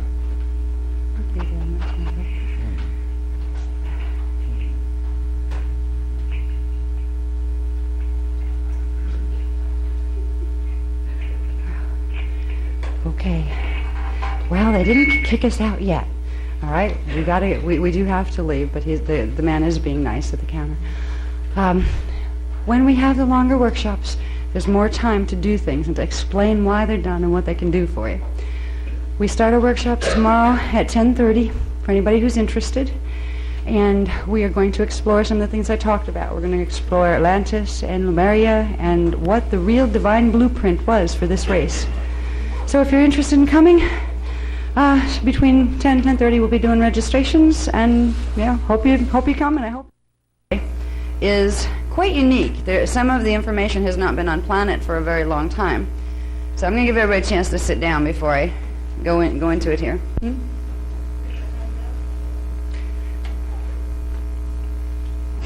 feel like I'm in a corral. Okay, I'm going to have to stand over here. Alrighty. Anyway, good morning, almost. Okay. The information that I'm planning to cover in the next 2 days, first of all, I'd like you to know that it's all very new. It's been given in the last basically 3-week period. And it's information that will end up in the second edition of Voyager Secrets of Amenti, but that's why the book is held up and nobody can get it right now, because the publisher is waiting for me to put the new data in. This information is being given to us for a reason. If it hadn't been for the fact that there's some serious issues that we're being asked to help with, they would have waited to give this information. We're being given information that some of it is so extensive that it would take probably about a 4-day workshop to cover it. But what I can do is, before the books come out, I can introduce you to some of it so you can begin working with it. You can begin using it to do something useful. One of the most important things that we're going to cover today is something called the tribal shield. Now, we'll go through a few other things before we get to exactly what the tribal shield is, but we all are part of one. We all have one in our DNA template. So it's part of your DNA template, and it has to do with something called fire letters, which are the core template programs that run the DNA template. The material on the tribal shields has been protected for many thousands of years, and it hasn't been allowed on Planet because there's been too much corruption here, and people that have access to tribal shield information have access to opening planetary grids. That can be very dangerous. That's why the information wasn't allowed here. But at this point, the grids are in real trouble because of what's happening with the Illuminati races. And if the information isn't given, there's not going to be anybody here that can try to fix it. So that's the reason we're being given this information. It has to do with planetary service, but at the same time, it's about personal service. The information on the tribal shields gives you the ability to wake up the core templates in the DNA, which will produce much more rapid activation of the 12-strand pattern. Or if you happen to be an indigo, it'll be the 12-strand, then the 24, 36, 48, whatever your indigo imprint is. It is the fact they are providing us with the fastest way to healthfully and naturally activate your DNA template. The DNA template is very important if you care about spiritual consciousness, or if you care about growing and putting more of your consciousness in your body. Because when we come in to a fetal integration situation, we are large consciousness before we come into a baby body. What happens is we do fetal integration, and the genetic code, because it's only operating on 3 strands, shuts out the rest of our memory. We can't fit the rest of our memory in the body. We start to get more of our cells back when we start to activate DNA. So there's a real personal interest factor in learning about fire codes and learning about tribal shields. And there's also the planetary service aspect of it. Basically, when humans help to heal the planet, they also help to heal themselves, and vice versa. So when we're exploring planetary issues, they apply to you too on a personal level that you can make changes in your personal lives with. Before we go into the mechanics of the tribal shield and what it does, there's some other questions that it's very important for us, if we're going to learn about tribal shields and the things that gives us the power to do.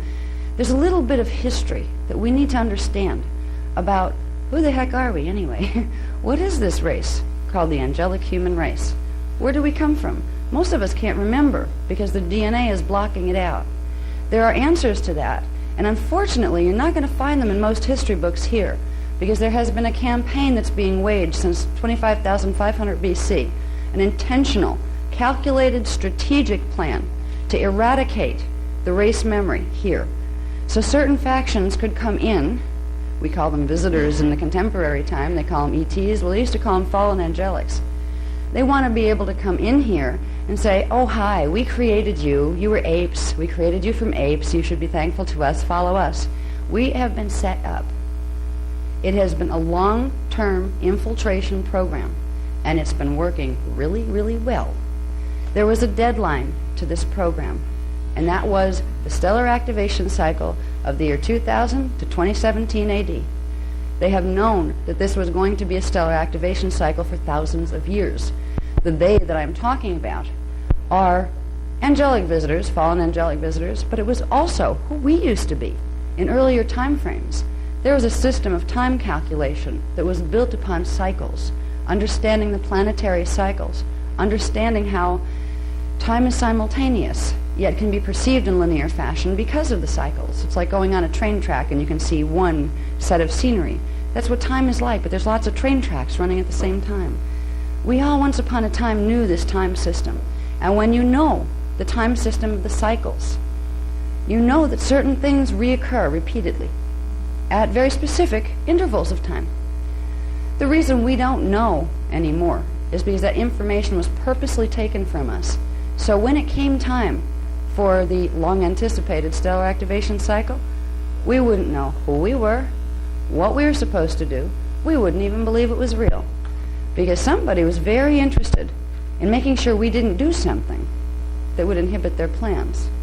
That implies that we must have a hidden power and a hidden purpose, that somebody would go to that much trouble to eradicate our race memory and try to hijack our own self-identity.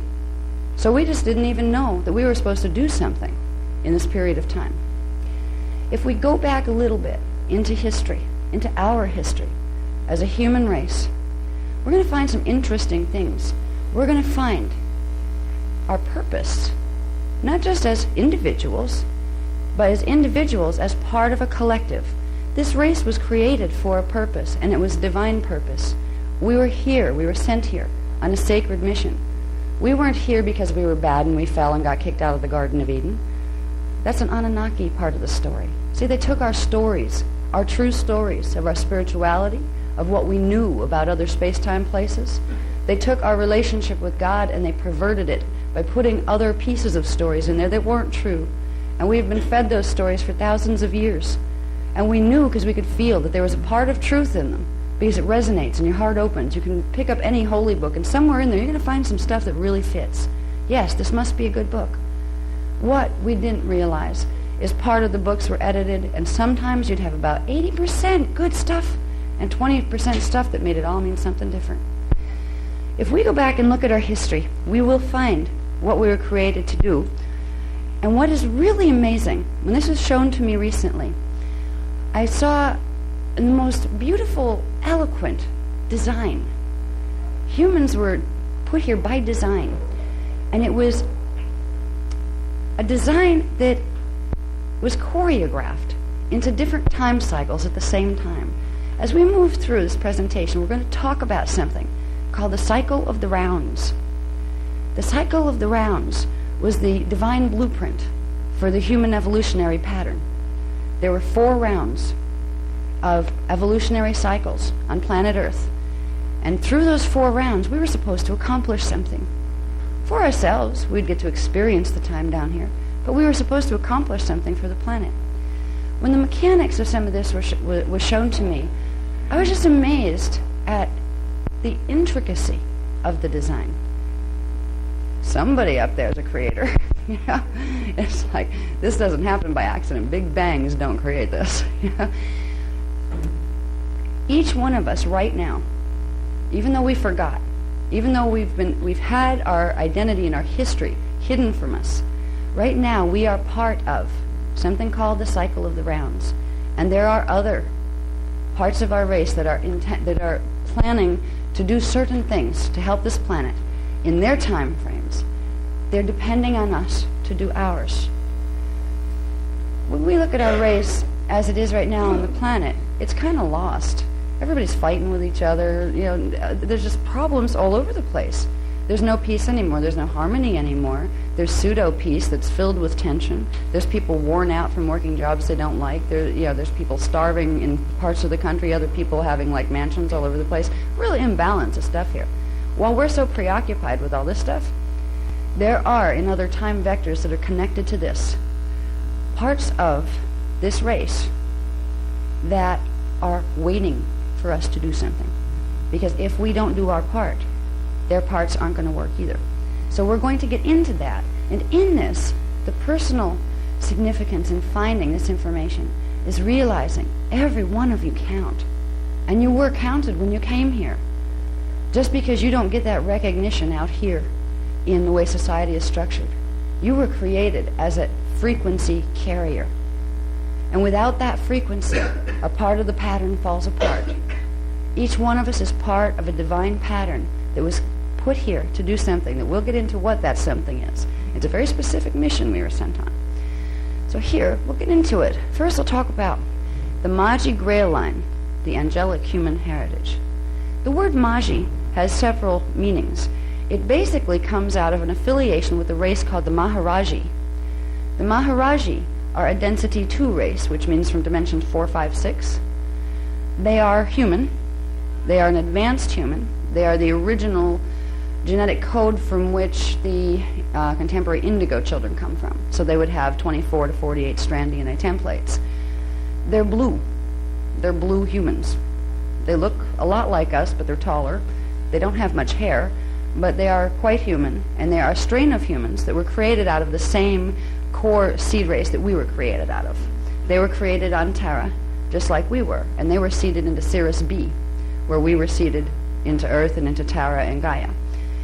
The Maharaji have served as guardians for us. They're not the only ones, but in density 2, they're the ones that have looked over us and tried to help us. They have literally come in here with spaceships and waged war with ones who were trying to stomp out our race. Some of that's recorded in the Mahabharata, which is a Sanskrit text that talks about certain wars when they came in with the ships, the flying ships. The blue people, some of the blue people aren't the Maharaji.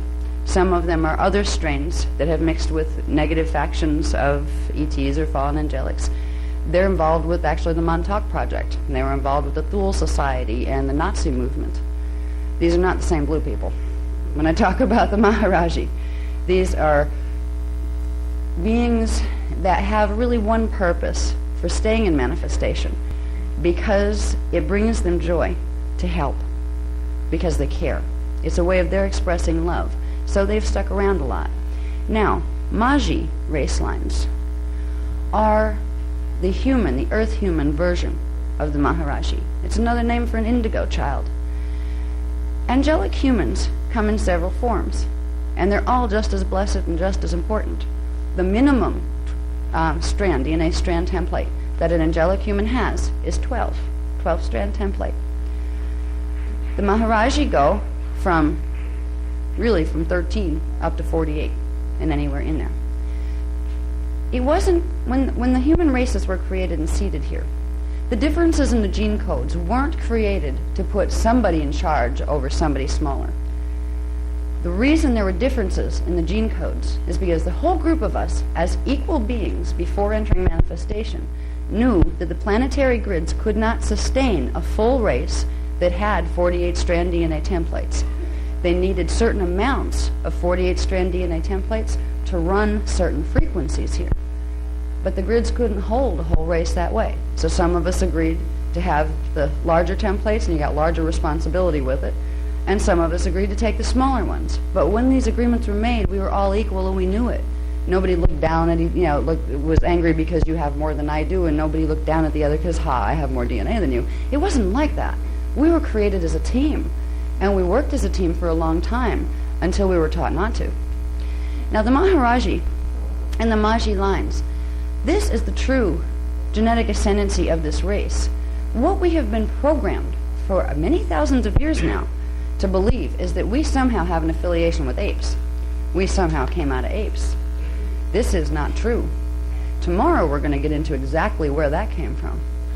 Because it came from the Anunnaki, because they're the ones that came out of apes. And they have been trying to make it look like we are a product of their genetic experimentation here. And that is not true. So we'll get into that a little bit tomorrow. But one thing we need to understand, all the things that you've learned about what it means to be human, All the things that you've been told from churches and religious systems that say you're a sinful race, you're bad, God's mad at you, you got kicked out of the Garden of Eden. These have been fed to us to make us lesser than what we are, because it was known that we are creators, and what we think we will manifest. Those who were messing with us knew that. So what did they get us to think? You're lowly, sinful, pathetic creatures, a step up from animals. Because if we believed it enough, we'd start acting that way. We've been tricked into using our own minds against ourselves.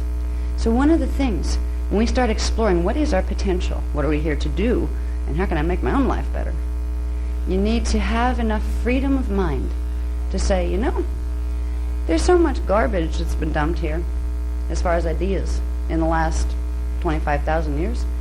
Might as well start over. Let's try some new ones. You don't have to be attached to them, but a lot of people get very attached to old ideas and old belief systems.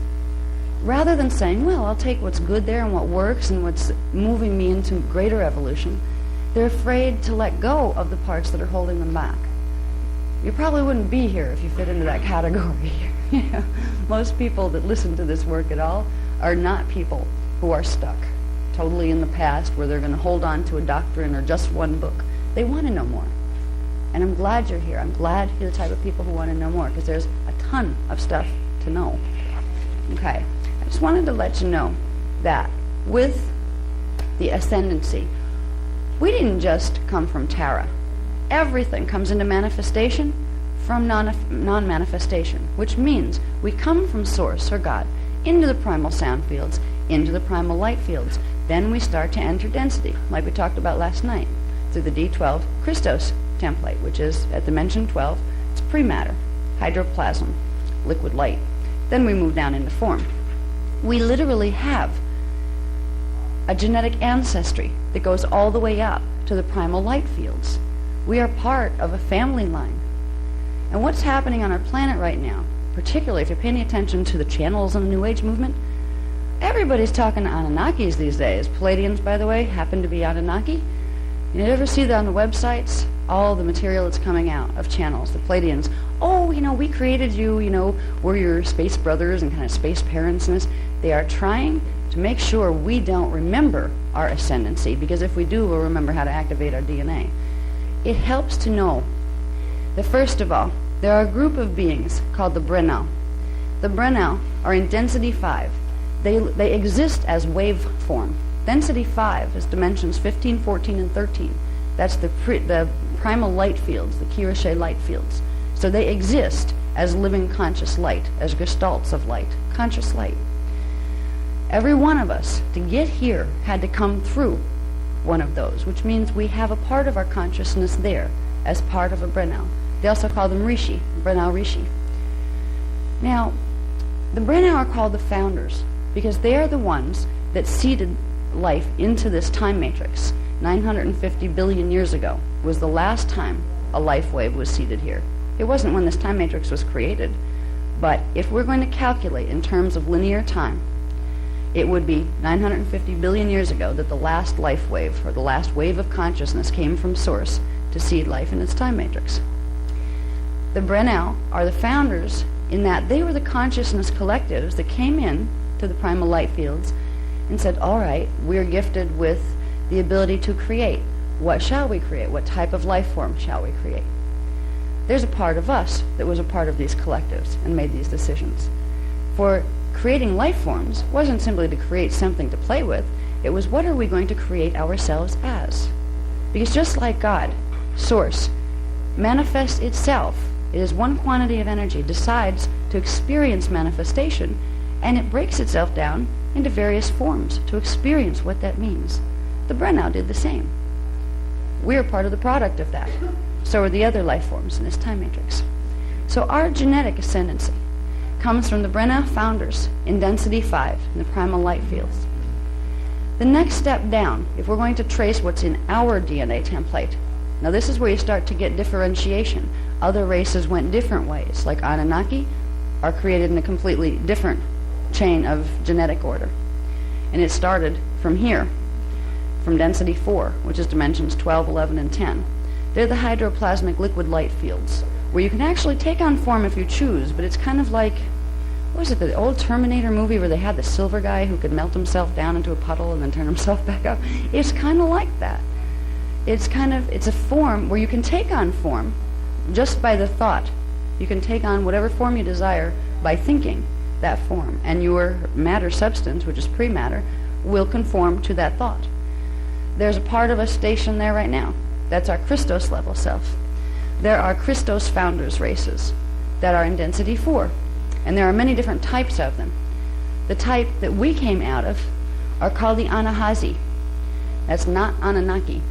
Anunnaki were created as the avengers of Anu. They were created to destroy the Anahazi and their races.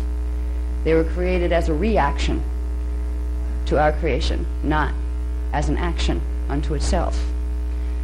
Doesn't mean they're evil. It means they got some problems, and they like to make them ours. But Anahazi are Elohai Elohim. You hear the word Elohim a lot out there in different spiritual teachings. What most people don't realize is there are different families of Elohim.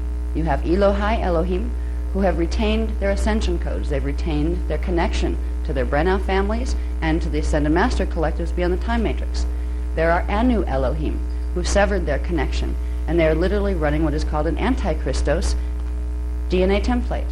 It means they're running their fire letters or the sequences of frequency in their DNA in reverse, so they do not have to connect to the higher light fields, so they don't have to cooperate. They can go on their little dominion agendas and do whatever they want. If they were functioning right, if they weren't distorted in their consciousness because their DNA was distorted, they wouldn't do those things anyway. Because beings who are Christed, who keep their connection to the higher levels of identity, it doesn't come natural for them to cause harm to other life, because they know they're part of the one, and they know all things are part of the face of God. So there's a love that happens. But when a being has distortion in their manifestation template, which can happen kind of by accident, it's called code convolution. It's kind of like inbreeding here.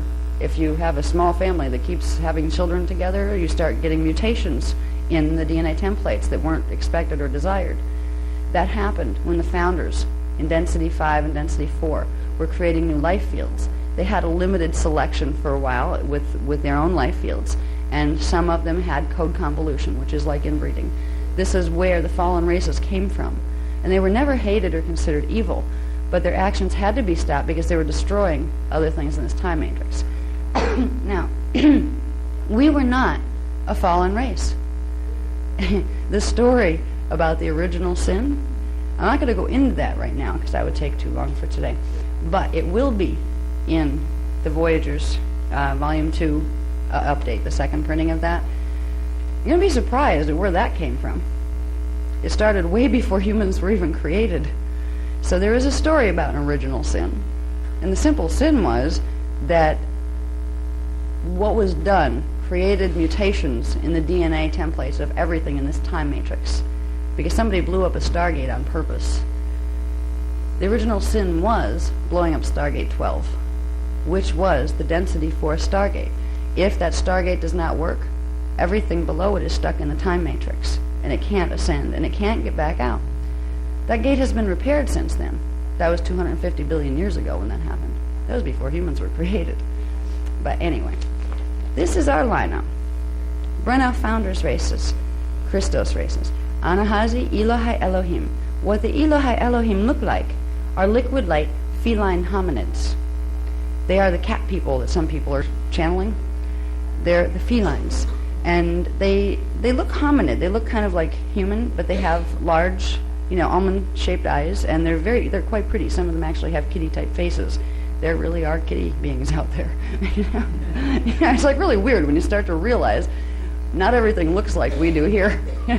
They really do look different, some of them. But that's okay. And some of them that look different were actually created first, so we probably look stranger to them than they do to us. So we came out of the Anahazi.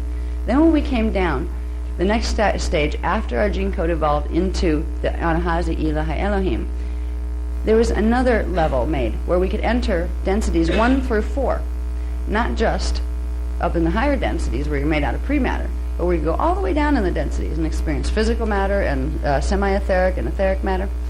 This race was called the Azarites. They had 48-strand templates, which is the highest you can have in this time matrix to actually activate a 48-strand template. Now, the Azarites are blue people too.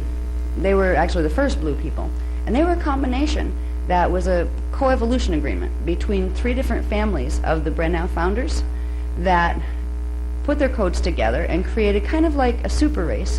They created it for a reason, to serve as guardians in this time matrix. They created it after the destruction of Stargate 12 because somebody had to be put on security patrol here before the fallen angelics totally ripped the whole time matrix apart. So the Azarites were created as the Azarite Universal Security Team. This is the lineage out of which humans came as we came down the chain. Now, the Azarites were placed in dimensions, densities 1 through 4 in all the locations near the 12 primary stargates. So they were basically the security team. They're still around too. They're some of the ones visiting here. So you have the Maharaji blue people from Sirius B that have more human in them, and then you have the Azarites that were actually, that's where the Maharaji came out of. That's where they got their blue coloring from. So we came down through the Azarites. Then there's a race called the Orifeme. This is our official host race, the seed race that we came out of. The Orifeme was a DNA template that was made by combining the Azarites, again, with the Anahazi. So strengthening the Lyran codes, because the Lyran, these are Lyran races. The Anahazi, Elohi, Elohim, they're from the Lyra star system, if you were going to look at it in terms of the star systems, but they're in density 4. So this and this were combined again to create this, Orifeme. The word Orifeme meant sons of light. And it didn't mean sons, S-O-Ns, they're boys. It meant sons because they radiated light like suns, S-U-N. So it wasn't a gender-biased sons of light. The Orifeme had 24 to 48 strand DNA templates. These were the races that were seated on Gaia and Tara, where we came from. They broke their DNA templates down a bit so they could downstep into the lower densities, and first they created what's called the Turinicium, angelic human 12-strand. So out of the 24 to 48 strands, they reduced it a bit into a 12-strand DNA template, which allowed them to go a little bit deeper into the densities in density 2. From the Turinicium, which were created on Tara in density 2, Earth's counterpart in density 2, this is where the 12 tribes, angelic humans that were seated on Earth, came from. This is our ancestry. People run around trying to figure out who their, what their genealogy is, what family they might have come out of here, but we never stop to think, where'd the whole bunch of us come out of? Because this is what's important, because we find out where we came from. We might find out why we came and how to get back where it is we came from. Okay? So we came down this chain of ancestry. We carry the DNA template coding of these races within our templates right now. We can put the next one on, please. Thank you. Let me see if I need the next one. Okay. Now, the last one we left off on talking about was the Turinicium. The Turinicium of Tara. For people who have read Voyager's Volume 2, Secrets of Amente, even the original version of it, we talk about the Turinicium and how that race was seated here because there was a cataclysm on Tara. That's where the 12 tribes came from. In Amente, in that book, you will also find that there were 2 other seedings. The first one was 250 million years ago on this planet, and it was wiped out by fallen angelic infiltration and a war called the Electric Wars that decimated all of the races, and it was restart. They had to do it again. Seeding 2 was put in here about 3 million years ago, and by 846,000 BC, that was flattened. Guess who again? And when I talk about fallen angelics, basically 2 of our stellar kin, Draconian races and Anunnaki races. We are seeding 3.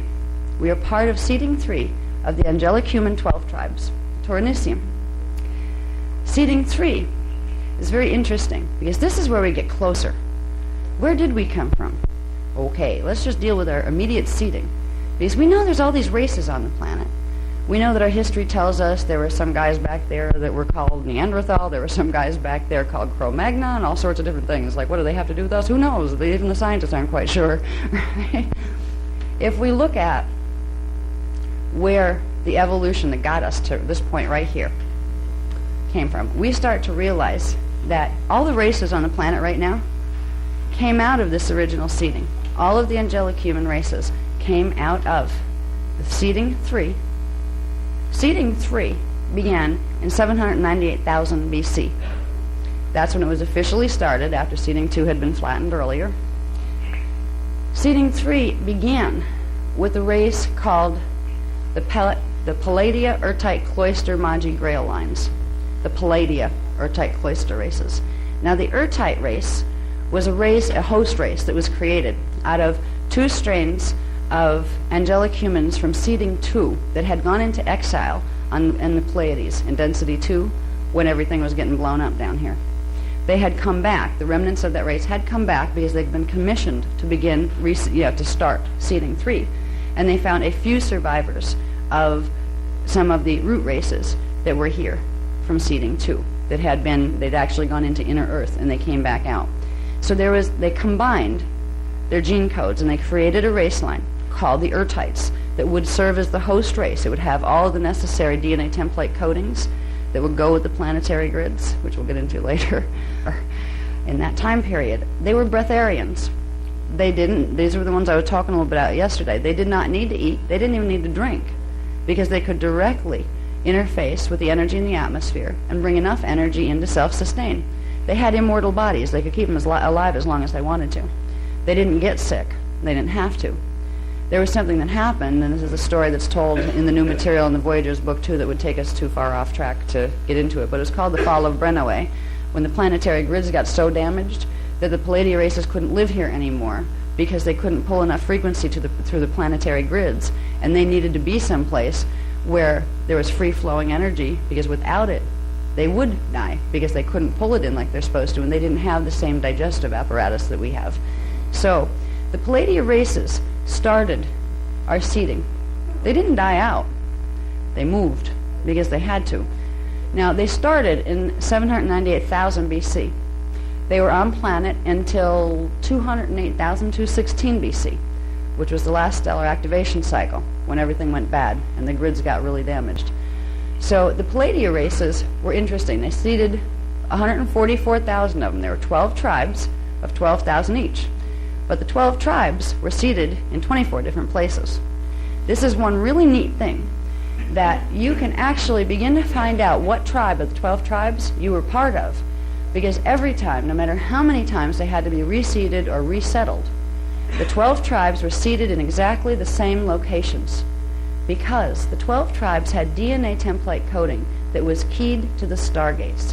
There are 12 primary stargates on the planet, and each of the 12 tribes carried the set of what's called fire letter or flame codes in the core DNA template that corresponded to the planetary grids that would allow them to hold and process the frequencies of one of the specific 12 stargates. So they were always seated in locations of the stargates to which their DNA template was calibrated. Now, for each stargate, there are 12. There's also an activation site that's even more important than the stargate itself, because it leads to the inner Earth stargates. So our activation points for our stargates that are located elsewhere are actually right over inner Earth stargates. Now, the 12 tribes races, were put here as a guardian race. They were the security team for the Templar. And they lived I believe they're here about 10,000 years before, again, they were getting invaded all over the place. We have had a history of war here for literally millions of years, because there are races that want the Halls of Amente stargates. And our race was commissioned as the guardians of the Halls of Amente stargates. So we were the targets, because we were in the way. Now the Palladia races, we carry the coding in our DNA template that go with the Palladia races. These were the 5 Palladia races. There were 3 that are called Urtite tricloister races, which now, in contemporary times, they are the indigo type 1s that are coming in. The indigo children, type 1s. There's 3 types. They're type 1s. They were the Mua race. The Muirahavia were actually it's hard to pronounce, so they just call them the Mua. They had 43 to 48 strand DNA templates. These were the Magi lines, and the rest of the angelic human lines came out of them. So we all have a bit of that coding.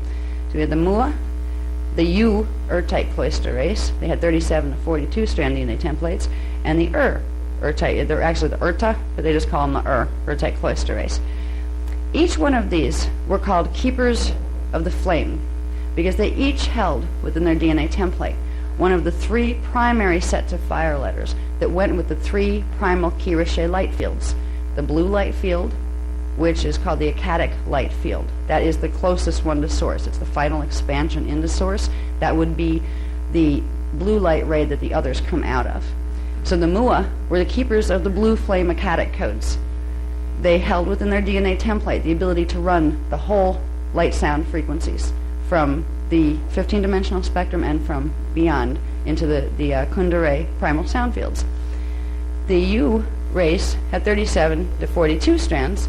They were the gold flame keepers, which are called the polaric codes. These words, Akkadic, polaric, and triadic, refer to the three levels of what's called the energy matrix that exists beyond the 15-dimensional time matrix.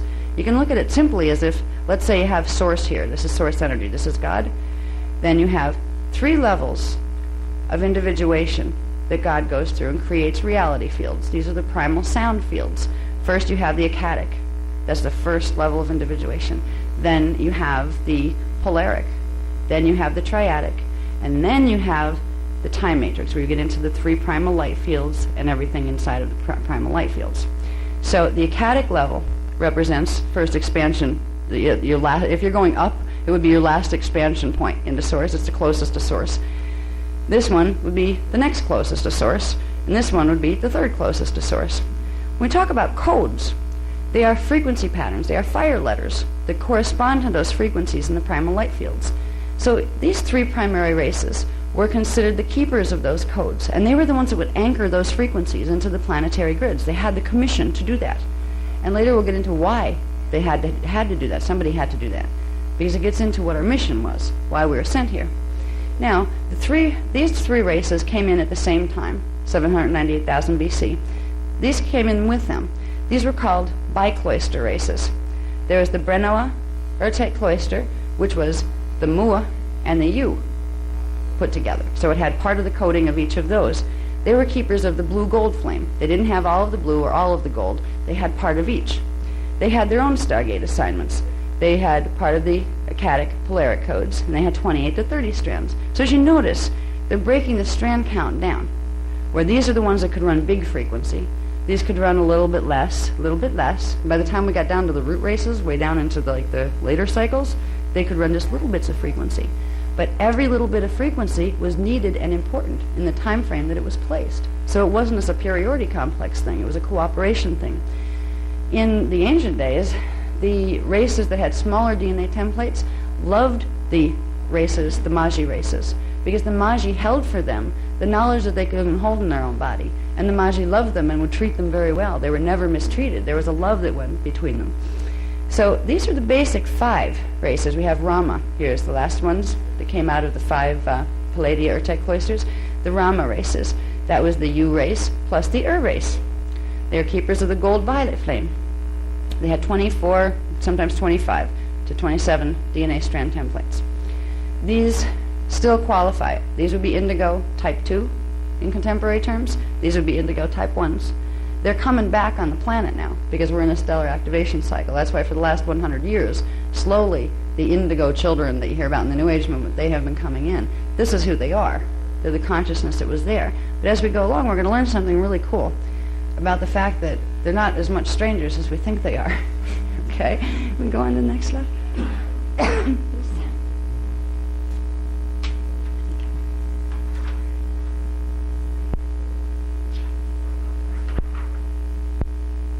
This is where it starts to get fun. The cycle of the rounds, the evolutionary divine blueprint of this race, of the Palladia races. Seeding 3, we had the 5 Palladia races came in. But it was part of a bigger pattern.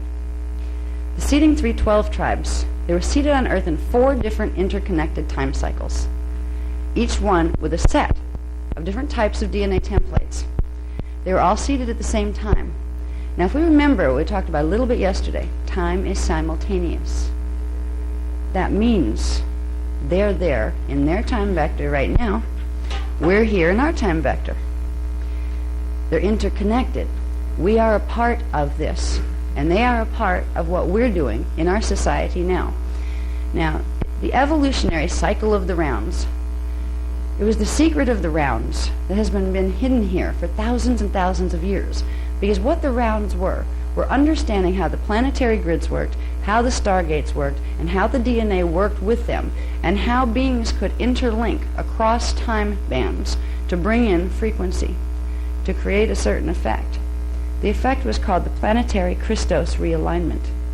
It was a mission about anchoring in the planetary grids the planet's own D12 Christos template that had been damaged in the fall from Tara. Now, that fall from Tara is talked about in the Secrets of Amente book. That will be out soon for anybody who hasn't seen it, but I don't like to go over stuff because a lot of people are familiar with that already, and I want to bore you to death. But anyway, the planetary grids were damaged. This is where we get into our mission. This cycle of the rounds evolutionary blueprint wasn't a haphazard, let's throw some people down there and see what they do. We agreed to come in on a commission that would help restore the natural alignment of the fire letter sequences in Earth's planetary grids. Just like DNA templates, manifestation templates are built on fire letters, which are consolidated points of frequency. They're little frequency areas that hold very specific combinations of frequency into alignment, which creates the basic pattern upon which matter can manifest. Everything has fire letter sequences. Every biological form, every matter form. If you would look at it from a higher dimensional level, you would see it as an energy form. And if you looked into what structures are in that energy form, you would find little symbol codes. They look like symbols to your mind. What they are is mathematical encodings that are telling the wave bands, the frequency wave bands, how to cross through each other and how to interact with each other. They're controlling the rates of vibration and oscillation in energy patterns. So fire letters are the key element that forms the structure of matter. The planetary grids are composed of fire letters. There is a certain sequence of fire letters, 12-dimensional levels of fire letters, that the planet's supposed to function on when it's in alignment with its Christos template. If a planet comes out of alignment with its Christos template, what that means is it can't process the frequencies from the higher dimensional fields anymore. If it gets cut off, if the grids can't process more than D9 fire letters, you won't be able to get more than 9th dimensional frequency in there. That means you won't be able to have a Christed being walking on the planet, because a Christed being is a 12-dimensional being. When a planet gets in that condition, it's called being cut off from the grid. And unless it is reattached to its primal life force currents, it will become a finite planet, and so will the life fields on it. Because it won't be able to receive the light fields coming down from the Kirashe primal light fields. It won't be able to receive the sound frequencies coming down from the primal sound fields. These are the currents of perpetual consciousness that circulate through the time matrix all the time. But if a being or a planet can't pull those currents in anymore because there's a blockage in its own template, it progressively starts to lose energy because it can't have the natural flow anymore. When this happens on a planetary level, eventually, and it takes billions of years for it to happen, but eventually the planet feeds on itself, where it begins to grow more dense and more dense and more dense, and eventually it implodes and it becomes a black hole. And every time a black hole like that is made in the universal structure, it takes energy and throws it someplace else. That means the whole universal structure is affected to the point where it has a blockage now. It's not just the planet that's blocked. It's what used to be the planet that's not there anymore is now a hole that energy falls through. So it can cause a major problem. If you have a time matrix with 4 universes in it and you have a whole bunch of planets turning into black holes, you're going to lose the energy out of that universe. It's going to go someplace else in a disharmonic, chaotic form. And you're going to lose the life field in the time matrix. It will not be able to sustain life anymore. So when a planet gets in trouble like that, there are the guardian races, the Brennau from Density 5, and a group called the they call them Ascended Masters, but that term is horribly abused in the New Age movement, so I prefer their term that they call themselves, which is Janus. And it means of the Unisai, really. And the Unisai is the word they use for the central point, the one consciousness. That's their word for God. doesn't matter what you call God, but they call themselves the Janus. They are beings that are stations of consciousness that never come into manifestation. They sustain the primal sound fields. And the primal sound fields are consciousness. And it is the consciousness of the Janus that gives the primal sound fields consciousness. So they are like the first expressions of Source. And they are like cosmic consciousness. When a time matrix or a planetary system gets in trouble, to the point where it's going to be jeopardizing other systems as well, there are teams sent in on the repair work. There are teams sent in to put it back to its natural primal order so the perpetual life cycle can continue. The human race was created as one of those teams. In fact, we were created to replace the original team, the Azarites that were created. The Azarites were created 250 billion years ago, and they got very tired. They were the same ascended masters coming into manifestation, serving as the galactic police. They got really tired with it. And they decided, let's have a new life wave come in of ones who ascended masters who want to come into flesh, and we'll take over, and we'll create a race form that will have even more advantages as far as the frequencies it can hold and the planetary systems it can go into. This is where humans, the decision to make humans was created. That's where we ended up with crossing the Azarites with the Anahazi to make the Oraphim, to get the Turanisium out of them, to get us. So we were created with a very sacred mission. Had to do with this planet, but also had to do with guarding the universal stargates, the 12 dimensions of the universal stargates. Okay, now, back to the evolutionary rounds, because you're going to hear this a lot, the cycle of the rounds. And when I say that, I hope it'll jump in your mind, oh yeah, that's the evolutionary blueprint, the race evolutionary blueprint, because that's really all it is. It's not some big mysterious thing. But the cycle of the rounds are fascinating because it's an intertime connection that we have with 3 other rounds of evolution. They're aware of us. We're not aware of them yet. But we're in a stellar activation cycle when the timelines cross over each other and the timelines blend. This is when we can open to each other. And there may be a time, if things don't get rough here, when we'll actually be able to meet some of them. The funniest part is we'll be meeting ourselves. You know how you hear about reincarnation? Well, it puts a whole new twist on it if you take that and the concept of simultaneous time, all in the same boat. That means, wait a minute, I'm born and I die, but then I don't come back? No, it means you're born in several different places at once. And there is the possibility of, if those time vectors come together, you could actually meet yourself. And you would be looking at yourself and you would look different than you do here. But you would be able to recognize, oh, that's us. Yeah, that's us. We may have the opportunity to do that if things go well. We may be able to meet some of the races, some of the Palladia races that were seated here in 798,000 BC, because their time vector is still there. Time is a very interesting thing. It appears to move backwards and forwards, but it doesn't. It really just sits still. It's our consciousness that moves through it. The patterns of identity that are imbued in time are eternal. While we are here, our other selves will be here too. It gets a little tricky to try to even conceptualize it in a linear frame. That's why when I try to teach people a little bit about time, about how to get out of the linear focus, it helps to try things like astral projection. Or try to remember dreams when you find yourself in this kind of strange time space where it's larger. You just feel like your awareness is expanded, and time works a little different. Like you might find yourself dreaming 4 dreams all at the same time and standing back and going, yeah, I'm doing this, aren't I? This is more the real nature of time. I'm not going to get into a heavy thing on time right now because it'll just be confusing, and it will take us out of where I want to go with this. Because what I want to do, before we have to leave tonight, I want to take you through some fascinating information that has to do with the 12 tribes. I want to expose a little trickery that's been done to this race and why it's been done. And I want to give what they gave me. I spent all night last night doing, because they finally gave it to me. These names, there are names, 12 names of 12 tribes that were the original names. The names are very important, and I won't tell you why yet, but we'll get to that. The importance has to do with sound and what sound does to DNA. And we'll come back to this now, and we'll get back to the tribal shield, because that's where that's going. The evolutionary rounds, we are round 4. We are part of what is round 4. Now, oh, by the way, these things, you don't have to read them all. If you are interested in this, we'll have them as a chart pack by tomorrow. But it's because it was just, given to us last night. We hadn't have time. I would have been 3 more hours late if I waited at Kinko's. So this is available if you want it. Can I see the other one?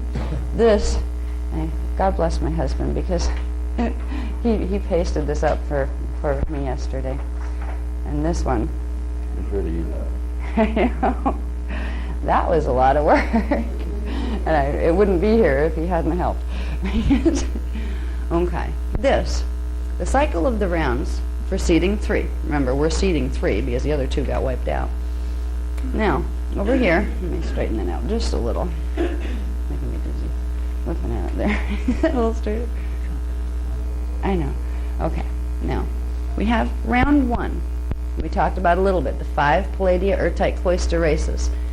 Their cycle ran from 798,000 BC to 208,216 BC. Now, if you follow the linear track of time, something did happen to them, except the place before it happened, they're still there. That's where we're going to be able to intersect with them.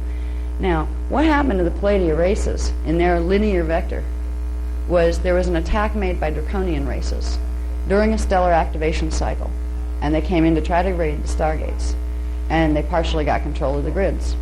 And these races were not wiped out, but they were taken off planet in evac.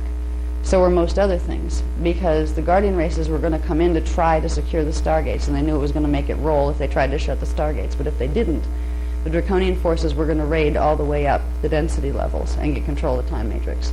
So the Palladia races had a little problem.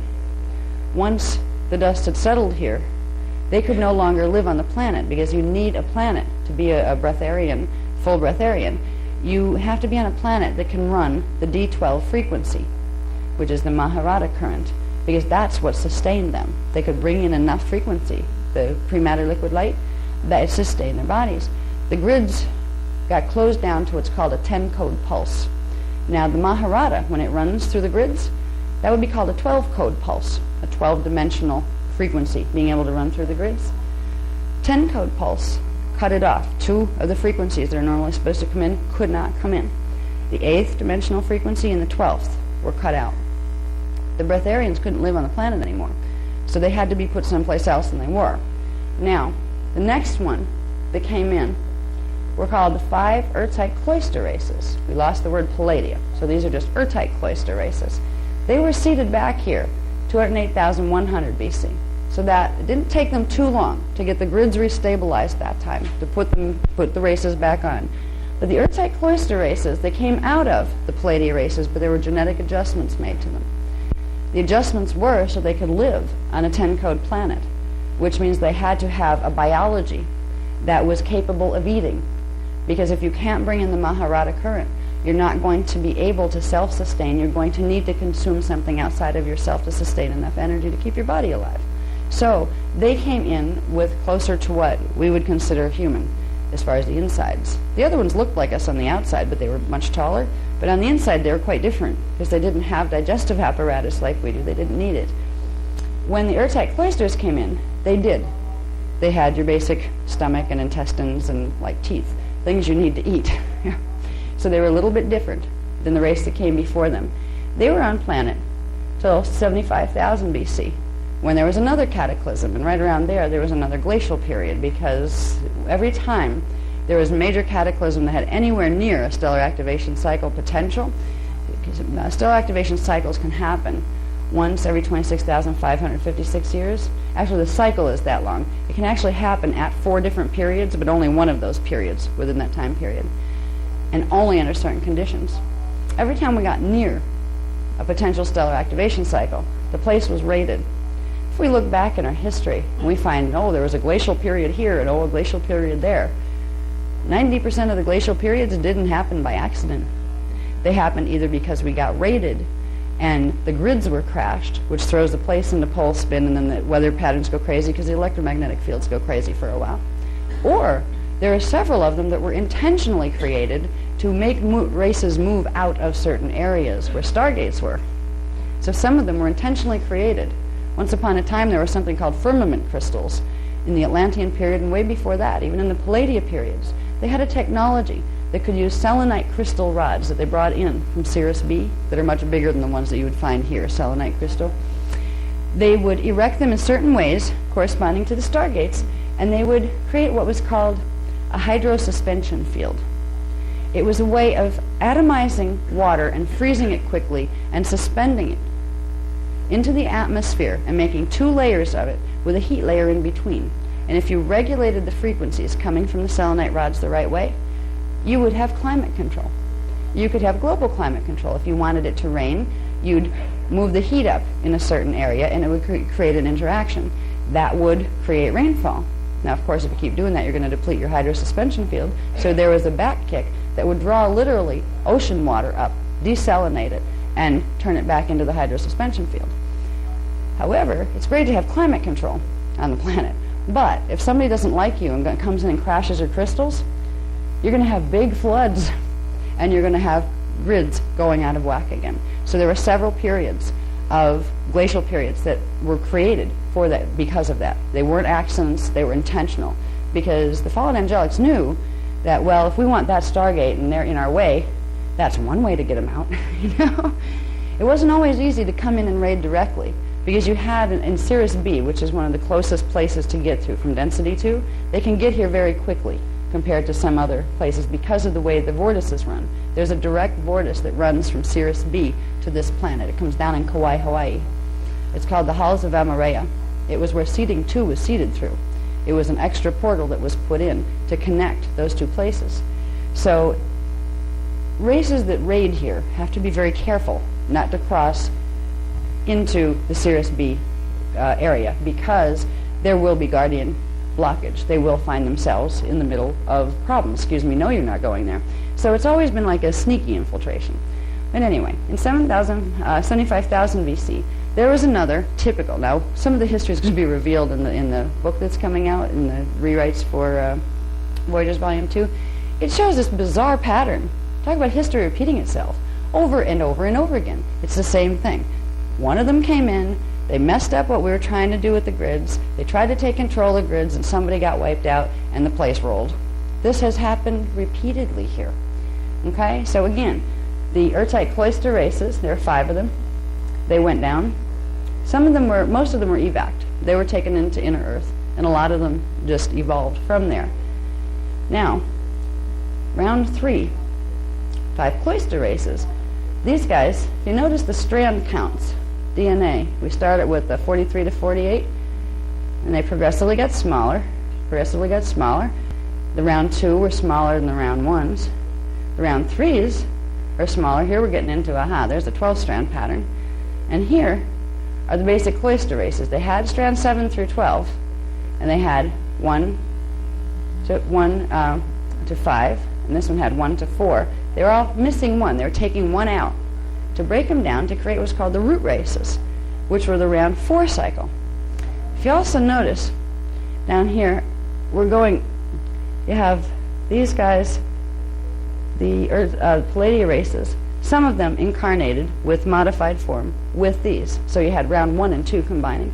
Then you had rounds 1, 2, and 3 combining here. So you had little bits of the other 2 coming in with these. By the time you got to round 4, you had rounds 1, 2, 3, and 4, along with the root races. So right now, in our race cycle, that really started in 71,000 BC, that's when the root races started to be put here.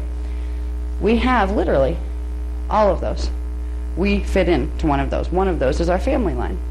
Over here we have the blue flame races. In this middle one we have the blue gold. In the total center one we have the gold, and we have the gold violet and the violet.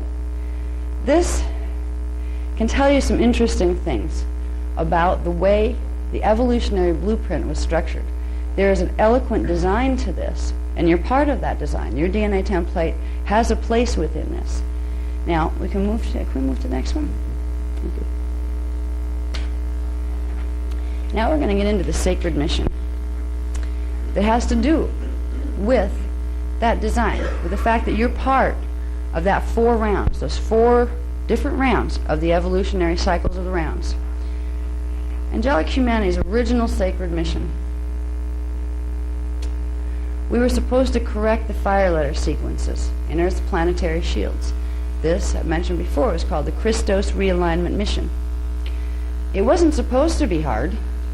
It wouldn't be hard if we hadn't been zapped and we don't remember who we are or how to do it. It sounds, most people, if you tried to tell this to people on the street, they'd be like, huh, DNA, what's that? You know, some of them know what DNA is, but what do you mean DNA in planetary grids? We've lost touch with our connection to the Earth that was always there. That was done on purpose, because we have a purpose here.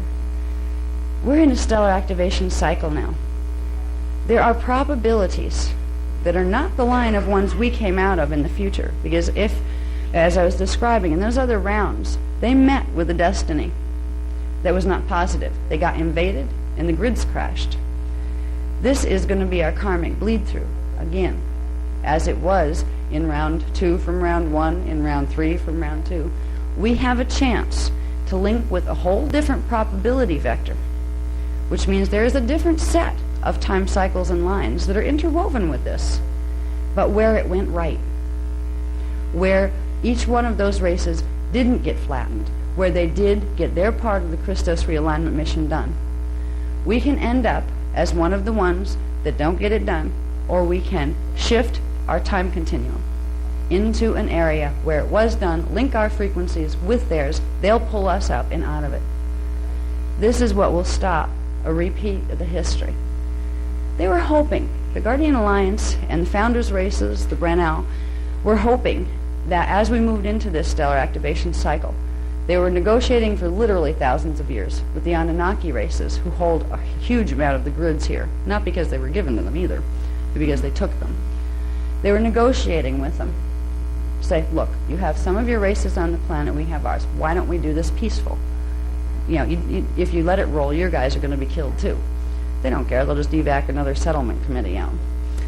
They agreed that they would assist, and they pulled out at the last minute. That's why all of a sudden, all this information is being given. In September, on September 12th of 2000, they broke the final agreement, and they joined with the Dracs, with the Draconian races, in a united resistance that issued an edict of war to the Guardian races. They said, it's war unless you pull out now. Take 50,000 of your indigo children out. We'll let you do that. Then leave the rest of them. Leave them alone. It wasn't a very good bargain. And you don't intimidate Guardians that way. They said no. And they said, fine. Then we're at war. Now, war there doesn't mean we're going to come in with big cannons, not unless they get really desperate. What it means is they're going to play games behind the scenes. That's what's happening here. Right now, we're in a position that since 25,500 BC, the Nibiru and Anunnaki from density 2, actually Nibiru dips into density 1 cycles and then cycles back out through its orbit out by Searsby, and it goes into density 2. So it's a planet that actually shifts in frequency from density 1 to density 2. When they come into density 1, that's when they terrorize us. They also have what's called a battle star that they like to also call their planet, so we never know when it's coming or when it's going. The battle star is put in the opposite orbit. So when the planet goes out on its 3,600 and some year orbit, the battle star comes in, because they've been monitoring us for thousands of years. They got control of Stargate 4, which is the solar stargate that connects to Giza. That connects to Giza, Egypt here. Connects to the Great Pyramid, which used to be a teleport station before that was knocked out of alignment. As long as Nibiru is controlling the alignment of Earth's planetary magnetic fields, they will not be able to align the right way with the solar magnetic fields to be able to handle that universal life force current. Just like we talked about last night, we talked about having the Kirashe, the Maharata, and the Antankarana running through you. Well, the planet has it running through it too. Right now, instead of a vertical line, you have a vertical line coming down until you hit D4. Then it shifts over to Nibiru instead of being a straight line. And then it reverses, because Nibiru spins in a reverse orbit, because they reverse the fire letter sequences in their planetary grids. That's what they're trying to do here. There's only one thing that can stop them from doing it, because they've made a lot of advancement. Humans. Angelic humans. Who remember that they have the DNA templates that go with the planetary grids that run the sequences in the right way. Humans who have the ability to hold D12 frequency, when Anunnaki can only hold 11 dimensions of frequency. Right now, we're being asked to fulfill our sacred mission because the angelic races and the fallen angelic races, who have been at this for thousands of years, are coming in for the final conflict. They have made so much progress, the fallen angelics, particularly the Anunnaki. Everybody thinks the Dracs are the bad guys.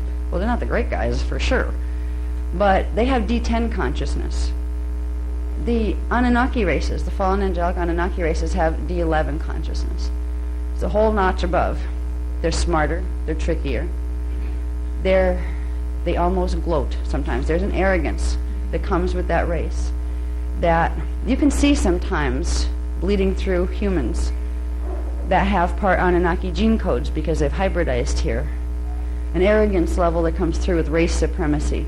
And a real just, I'm better than you because I am. You know, this kind of stuff. This is such an Anunnaki vibe. Such a distortion of their gene code. When you're dealing with draconians, it's kind of like dealing with sharks. A shark sees food, it's going to eat it. You're not going to sit there and reason with it. You're not going to change its mind. But it's just like a basic instinct-driven, not a lot of thought process on it.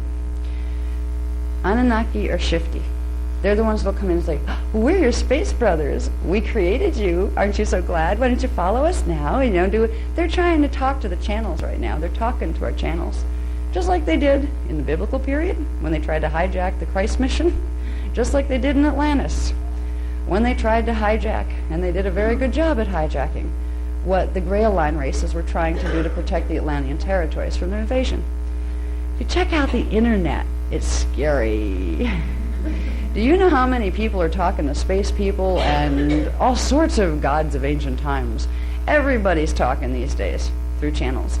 Unfortunately, channels don't realize they have a 15-dimensional structure, and if they don't seal it to D12, anything can come in and call itself anything from D11 on down. They're being tricked. This is what they've done before. They don't come in. You have to be really not real intelligent if you just come in and raid something and say, we're going to take over your planet. No, you make friends with them.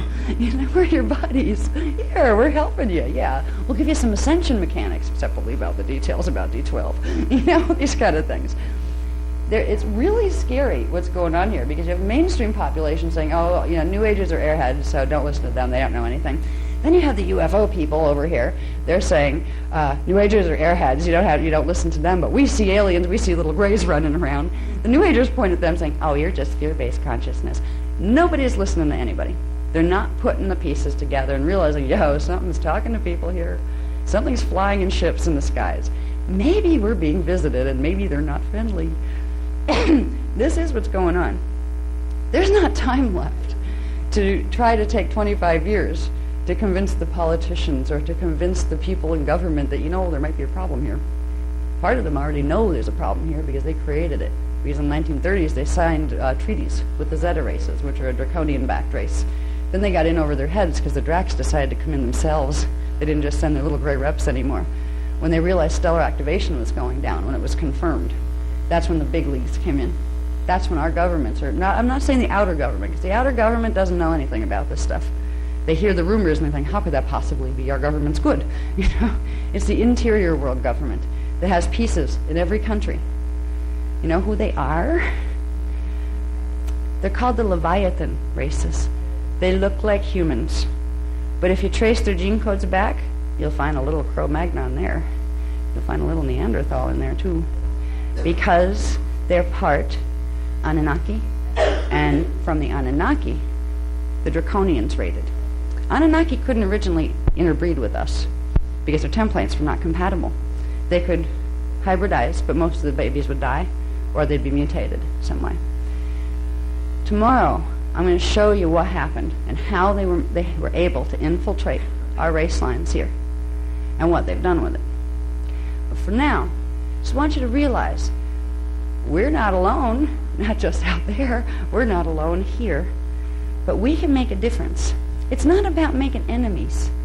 It's about realizing when there are races that are creating damage to other races, they're also creating damage to themselves. They're like children who got messed up. And you need to love them. Somebody's got to. However, You also need to stop them from causing harm. Not going after them and killing them, but making it so they can't do the harm.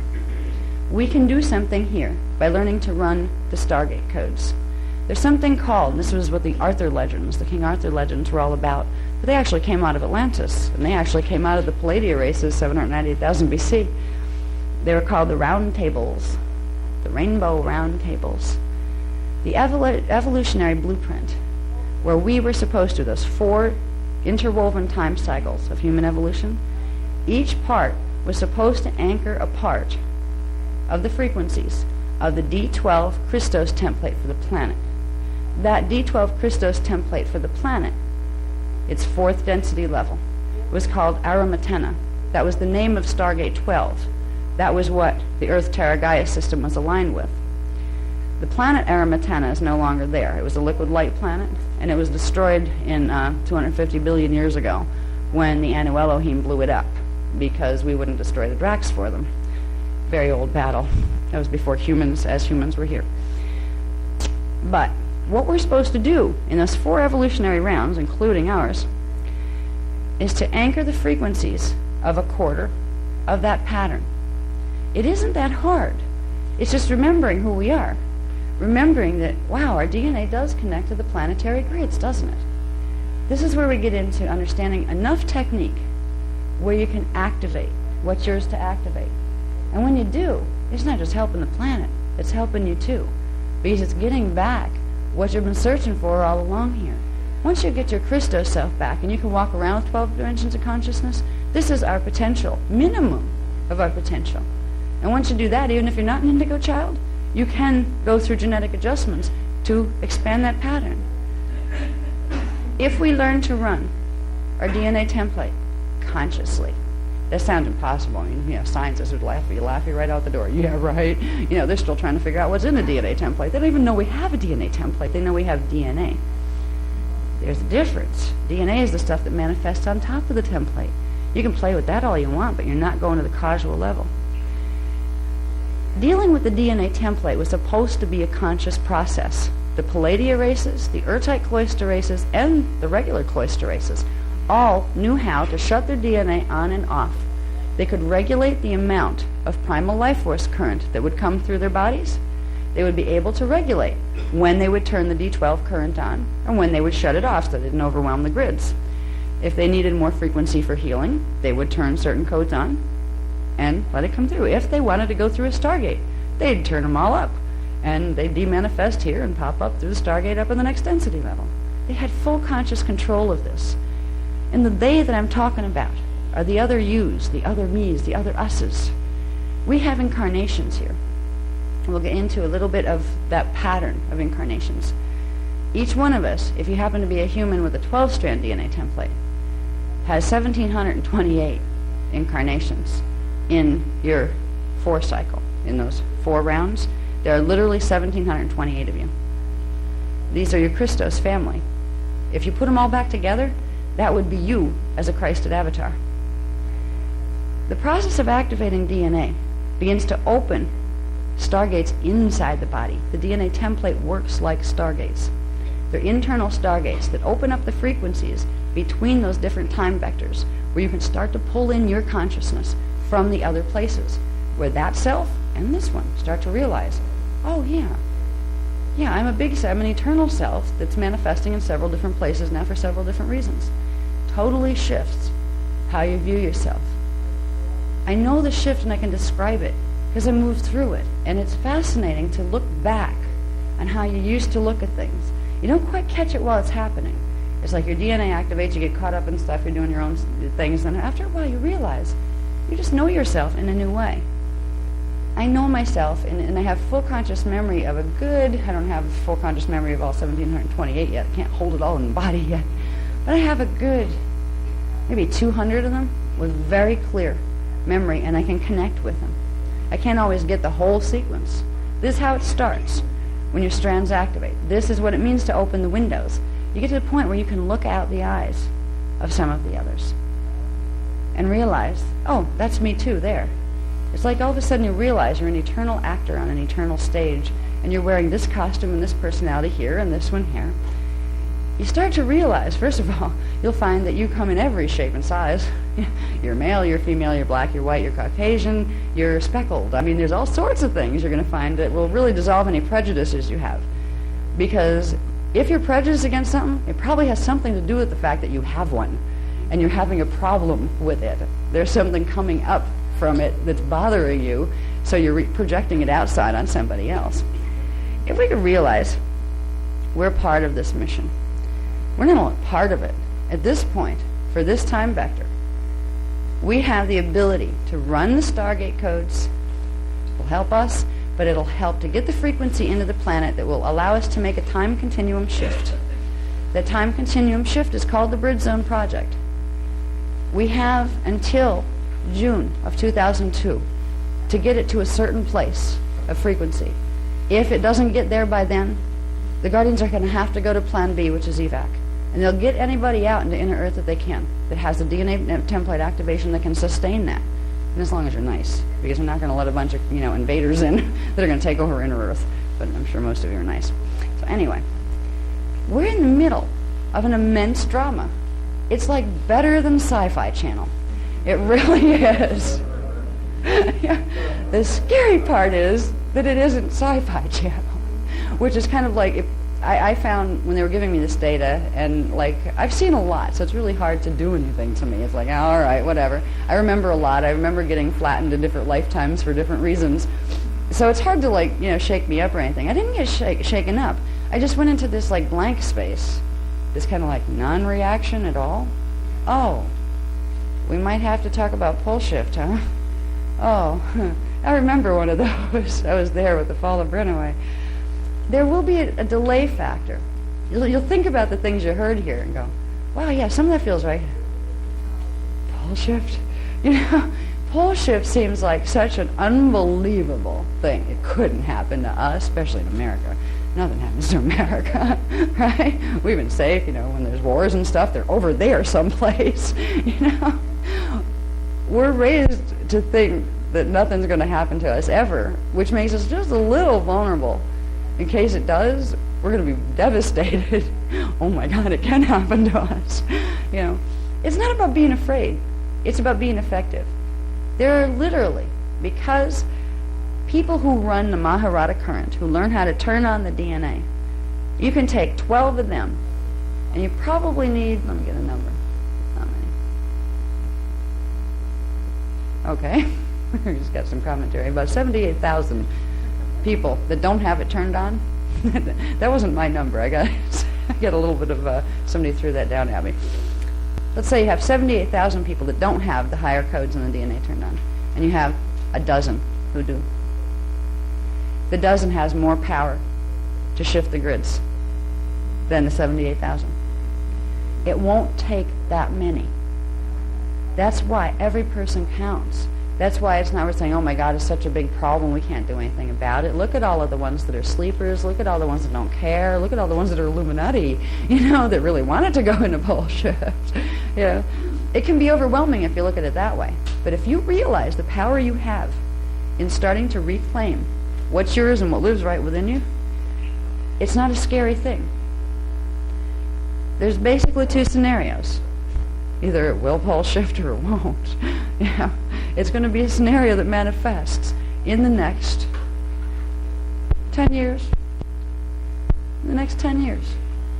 I listen to my daughter. She's in college now. And she's talking about, she's going to college and she wants to get into media and, she wants to grow up and be a TV personality. And saying, I hope they have TV by then. It's very hard to plan on exactly what you're going to do in 10 years if you don't know which way it's going to go. Because if you found out it was really going to go, then it's like, where's my credit card? Might as well enjoy it while I can. I don't have one, so I wouldn't do that. But you'd have a whole different orientation if you knew one way or the other. If somebody said, oh, well, there's no way to stop it, it's going to be pole shift. Here's what you can do if you don't want to die on the planet. There's an evac plan. Okay, let's do evac. That would be the natural survival instinct. But we're in a situation that is unnerving because we don't know which way it's going to go. And what's going to determine which way it's going to go is human participation. It will depend on how many rainbow round tables How many signet councils? A signet is a stargate. How many groups of people we can get together, train them how to activate in their DNA the tribal shield. And once that's activated, how to run the codes into the planetary grids, into the right stargates. What we're going to do today, before this is over, we're going to activate the tribal shields. And you know, they've been telling me about this. You're going to activate the tribal shields. Oh, will you tell me how to activate the tribal shield? Because you haven't told me yet either. I've been talking to them with it, for like weeks on this. They told me we were going to teach tribal shield activation. I was like, well, great. I'll be able to do that. When you teach me what you're talking about? Well, they told me last night.